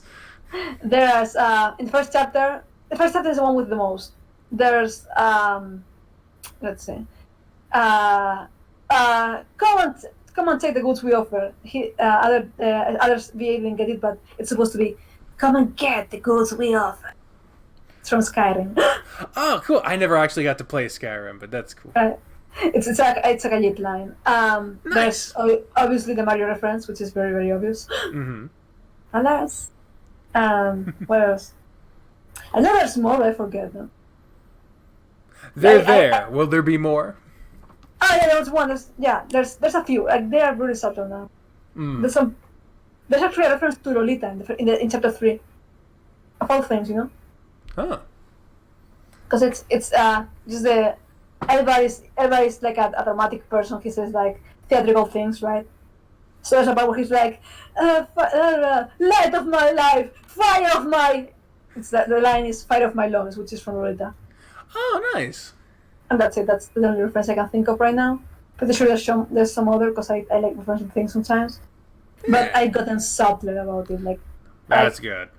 I don't like references being like, Yeah, it's like, hey, have you seen The Godfather? Hey, like it's like I'm trying to watch this, not that. Jesus. yeah. The next questions come from McCry1CV4, who likes to ask random shit. So prepare for that. Um, they only get 3 this time. The first question is: do you like homemade cooking, takeout, or microwaved food more? I mean, takeout is really cooler in that you get food you wouldn't usually eat at home. Homemade cooking is very good. My boyfriend is a really good cook. He does the cooking here. And microwave food is also good because, like, it's food and you only have to heat it up. I love them all. You can really choose. I love them all. All food is beautiful. God damn it. Except Marmite. Marmite's not beautiful. I haven't tried Marmite, but I'm sure I would love it because I'm into that kind of shit. I'm into like really salty stuff, so I would really love it. Yeast extract sounds interesting to you? Yeah, sure. Bring it on. All right. Well, someone send Sandra some freaking Marmite. McCry's second question is: what's your favorite vocal song? So I guess no instrumentals. What's your favorite song with vocals? Like I got. Oh wait! Oh fuck! We froze. Okay, shit. We're back. Yeah. Sorry. Right. So my favorite instrumentals, my favorite vocal songs, no instrumental or. Yeah. What's your favorite song with words? I guess. See, that's the thing. I don't like instrumentals. I get distracted. I can listen. My favorite song is Spanish. It's Rosas, maybe, by La Oreja de Van Gogh. Or maybe I'm thinking. See, my boyfriend knows this better than me. I really like Voodoo Mon Amour by Diablo Swing Orchestra. And I love songs. There's too many songs. They're all good. Oh yeah, I love From Zero to Hero from Hercules. That's I think those 3 are very good. I also listen to metal and stuff. And, I don't know, I listen to everything. You know when people say they listen to anything you give them and then they don't? Yeah. I do. I'm like a trash can. Give me anything. I will eat it up. Give me any kind of song. Just fill my existence with. Oh fuck! 1 second. Alex, ¿me traes el cargador? I don't know what they're doing, but they're doing something. Sorry, I'm running out of battery. What was that? Nothing. I was stalling. Oh. Perfect. Okay. It'll all be good. I need a battery charger because right now my laptop is running out of battery. Ah, snap. I recently... Sure. Sorry. Yeah. 1 second. I recently changed my favorite song. There we go. Getting that charger cable. Getting that charger cable. Gonna plug it in. Gonna save that battery from dying. Ready. Let's move on. All right. I recently changed my favorite song, actually. Oh, yeah? Yeah, it used to be "Take Me Home, Country Roads" by John Denver, but now my favorite song, I believe, is "When the Wild Wind Blows" by Iron Maiden. Yeah. I think it's hit, but listen right now. I think it's worth checking out. Okay. But I'm not interviewing me, so we'll move along. What are you? Dun, dun, dun. I don't know if anyone would be interested in me doing like someone interviewing me. I don't feel like I've done anything worth people asking me about yet. You know they would. You know that usually they would be like, oh, second, son, what's your... Oh God. The last question from McCry1CV4 is, what would you do if you had the power to see into people's memories? Look away. I don't fucking blame you. There are memories that most people don't even want. So if you could see into other people's memories, that shit was just... Ugh. That's covered in chapter 3. It actually pops up in chapter 3. Like, oh, Sanabola! Little bit of a sneak peek in there. Oh, shit. yep. Um... Well, you answered this question earlier. It was a question from a user named Kill Me Now, who I'm sure they're pleasant to talk to. They asked what gave you the idea to make Aina mute, which you already mentioned because of the no one listens to you when you were younger. So this cool thing there. But I wanted to acknowledge that question anyway. But like she used to have like her tongue cut out instead. Like pirates had cut out her tongue. Oh, damn. But because I was 15 energy. Yeah. Eventually for the remake in Hayseed Knight, because like she went through a Vegerian versions in between. Eventually settled down with like, she just can't talk because fuck you don't need to know. Zankies87 asks, how are you?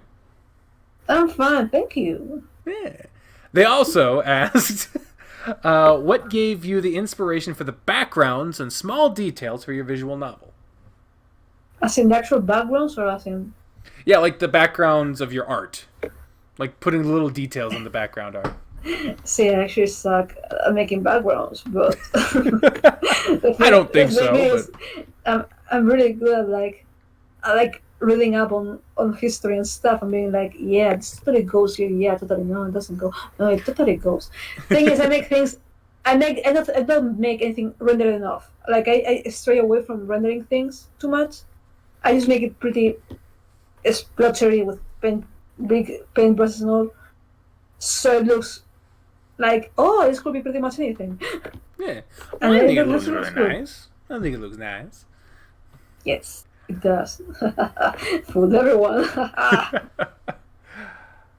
This next question comes from Koen Zakira, and I even told myself I wasn't gonna. Okay, they asked me to do this a certain way, so I have to. Oh no. I fucking they requested an accent that I'm not good at. Which one? Well, you'll find out, I guess, huh? Alright, here we go. Why in the Sam Hills tarnation does Ada have the strongest southernest accent ever? Well then, see, I always wanted him to be like a hillbilly sort of character, and I didn't want him to be like southern, because like, that's a stereotypical. But I couldn't bring anyone else in. I actually would have gone with Minnesotan of all things. But, oh, wow. Like in the end, over there you got this thing where, like southern, it was hillbilly, so not hillbilly, like it was rural, that's one word for. But I didn't want him to be like typical, right? Like typical southern. I didn't want that. And I didn't want him to be a cowboy. Yeah. So I had a person from Alabama, from like a town in Alabama, go over my writing for the new other. Originally, not anymore. And he gave me like a list of things they said there and how they said them. And I was like, oh, cool. And I rewrote the entire thing anyway because like I'm like that. And the guy who dubs him is from Florida. And when he started dubbing him, he was playing a lot of Red Dead Redemption. So, Stan, if you're hearing this, I don't know how consistent the accent is, but you're trying your best. That's why. See, it's really funny because like Travis, the guy who does Merchant and Illograph, has a way more noticeable southern accent than he does. And we're just all pretending that it's not there. They had a second question. The Koen Zakita. They asked also, And this was the question I alluded to earlier. They said, "Is the merchant a reference to Gilbert Gottfried?" Ooh. You ever see Aladdin? I mean, yeah, I've seen Aladdin, but who? I've seen it in Spanish. Oh, okay. In the English version of Aladdin, Gilbert Gottfried was the voice of Iago. Oh, okay. They also did the Affleck commercials. They have a somewhat similar voice to the merchant. This very kind of energetic gravel. Originally, he was more relaxed, sort of. He was less what? I'm more like what? But you know, when we're just hamming it up, use the characters making them hammer. I was like, okay, I want sort of like Reaper, but an old man. Originally it was something like this, you know, like Bravo. And then somehow it got like this. That happened. I can't really do a Gilbert Gottfried impression, but that's kind of how he sounds. He's like, I don't understand. You know, he's kind of like that. Yeah. So I've heard a lot. I've seen a couple people make the connection, but there you go. It's unintentional. Yep. Next question comes from Dirk the Red Panda. Hey, Dirk. Yeah. They asked, how do you go about writing your chapters? What is the method to your madness?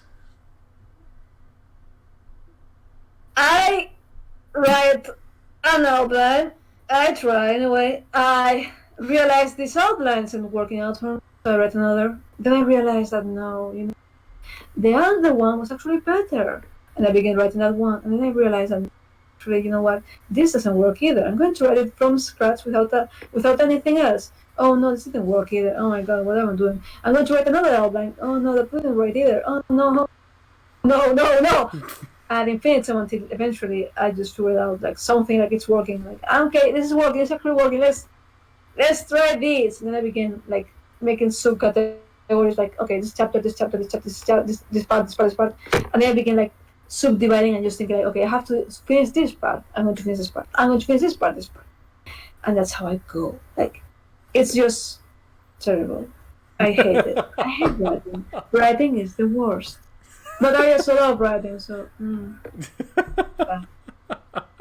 there's no method to my madness. There's no madness. There's just madness. The last fan question comes from Quinn Florence, who asks, what is your favorite part or moment working on this project?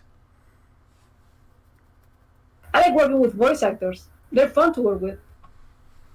I mean, I guess I like seeing the reactions of people when they're playing. You know, I love watching streamers and watching just reviews and everything because like I don't get many because I don't do a good job at promoting the game. So I like the feedback when it comes. Well, cool. I guess going off of that, it would be wrong go for ahead. me. Go ahead. I was going to ask about what you thought about when I played, but then I was like, it would be kind of fucking weird to be like, I want to interview you talking about me. Let's. I had a lot of fun. Don't worry. I recently rewatched it, and I was like, he had so much fun playing the first chapter. The second chapter was like a little bit more chill, I guess. But the first chapter you were just like laughing your ass off every single fucking minute. Like, no, like yeah. Second chapter is in general it's more dramatic. It's more like I don't like the second chapter actually. To me it feels boring. It's like it's good, it works, but to me it could be better, much better. I don't like how it is right now. One day. Single tear. All right, well, that brings us to the final three questions. These are the three questions I ask every single person I interview on this show. The first one is my favorite fucking question. I love asking people this question. If you could have any superpower, what would it be? I want the ability to be anywhere I want. Could you repeat that? Because it came out sounding like Tetris. I want the ability to be anywhere I want at any point I want. Like if I have to be somewhere, I want to be there. I don't want to walk ever again. Also, keep my musculature related. If I want to be in London, I can be in London. If I want to be in Madrid, can be in Madrid. Like So never again take teleportation. another train. Yes, that's good. Yeah, That's a good one. teleport me. Yes. Be very handy. Yeah, never again miss another convention. Yeah. You don't even have to buy a ticket. You just show up. It's me. Of course, I was here. They actually used to do that to me when I was younger. Because I started working when I was 17, right? Mm-hmm. So when I was invited to a con, they'd be like, "What are you doing in the VIP room?" And I'm like, "I'm a fucking guest." "Oh, you look so young." "I know. I'm young. Fuck you." The second final question is, what would you... Well, okay, I always fuck this up with the wording. Basically, what would have to happen for you in your life or career for you to feel like you, quote-unquote, made it? I already made it before. I'm already good. I mean, I've worked for DC Comics, I worked for Blizzard, I worked in Game of Thrones, I work in everything. I feel like I already made it along. And right now I'm just trying to be happy, find something that makes me happy and that doesn't make me sad. I don't know. I want to be able to live just a happy life with getting what I need and being able to do what I want. Cool. Well, I haven't had anyone say that before. So, there you go. A unique answer. I like that. And then the final question is not even a question. Fooled you, psyched you out. The last question is just simply an opportunity for you to plug your shit. Tell people where they can find your stuff. Tell people where they can support you, what they can do, where and why and how. What do you do, where do you do it, all that stuff. Red carpet, out for you. No, I'm Sandra Molina. I make a bug hustling to become a knight. It's mostly about his friends, actually, but you can play it on itch.io. If you search for the Hayseed Knight. And you can find me on Twitter, where I share art, I share excerpts, I'm dumb all over the place. Sometimes I talk about, philosophical things and stuff. You can also find me nowhere else. You can just find me there. Go follow me on Twitter. Go follow me on the Hayseed Knight on itch.io. Oh, you can. Yeah, I have Patreon. Actually, I was gonna say Patreon. You don't want to forget that. Pay me on Patreon. Yes. You can give me money on Patreon, so I can live another day, and keep paying the voice actors to voice act in my game. And you can hire me to direct voice actors for you, which is very good. You should do that. Yeah, there you go. Sandra, MJ, it has been an absolute pleasure talking to you for the past 3 fucking hours. Despite all the technical hiccups and all the damn bugs flying in my face, it has been a pleasure and an honor. I always enjoy talking to you, be it on Twitter or in on the voice chat. Thank you very much for being here with me on the 11th episode of this interview podcast. It is I've been looking forward to this one for a long time. So I hope you had as much fun as I did. I had a blast. I had a lot of fun. Thank you for having me. It was really fun. And to everyone who's listening, thank you all very much for being here, sticking through all this time. I hope you had fun too. Let us know what you thought about this episode in the comments. Do all the YouTube things that everyone tells you to fucking do. Detonate a nuke on that like button. I fucking smashed that. That's such fucking cheese. But anyway, thank you all very much for watching, and until next time, ladies and gentlemen, I've been the Trained Unprofessional. I don't have an outro anymore because I decided to change it, but I didn't decide what to change it to. So, fare thee well. Bye, everyone! Bye!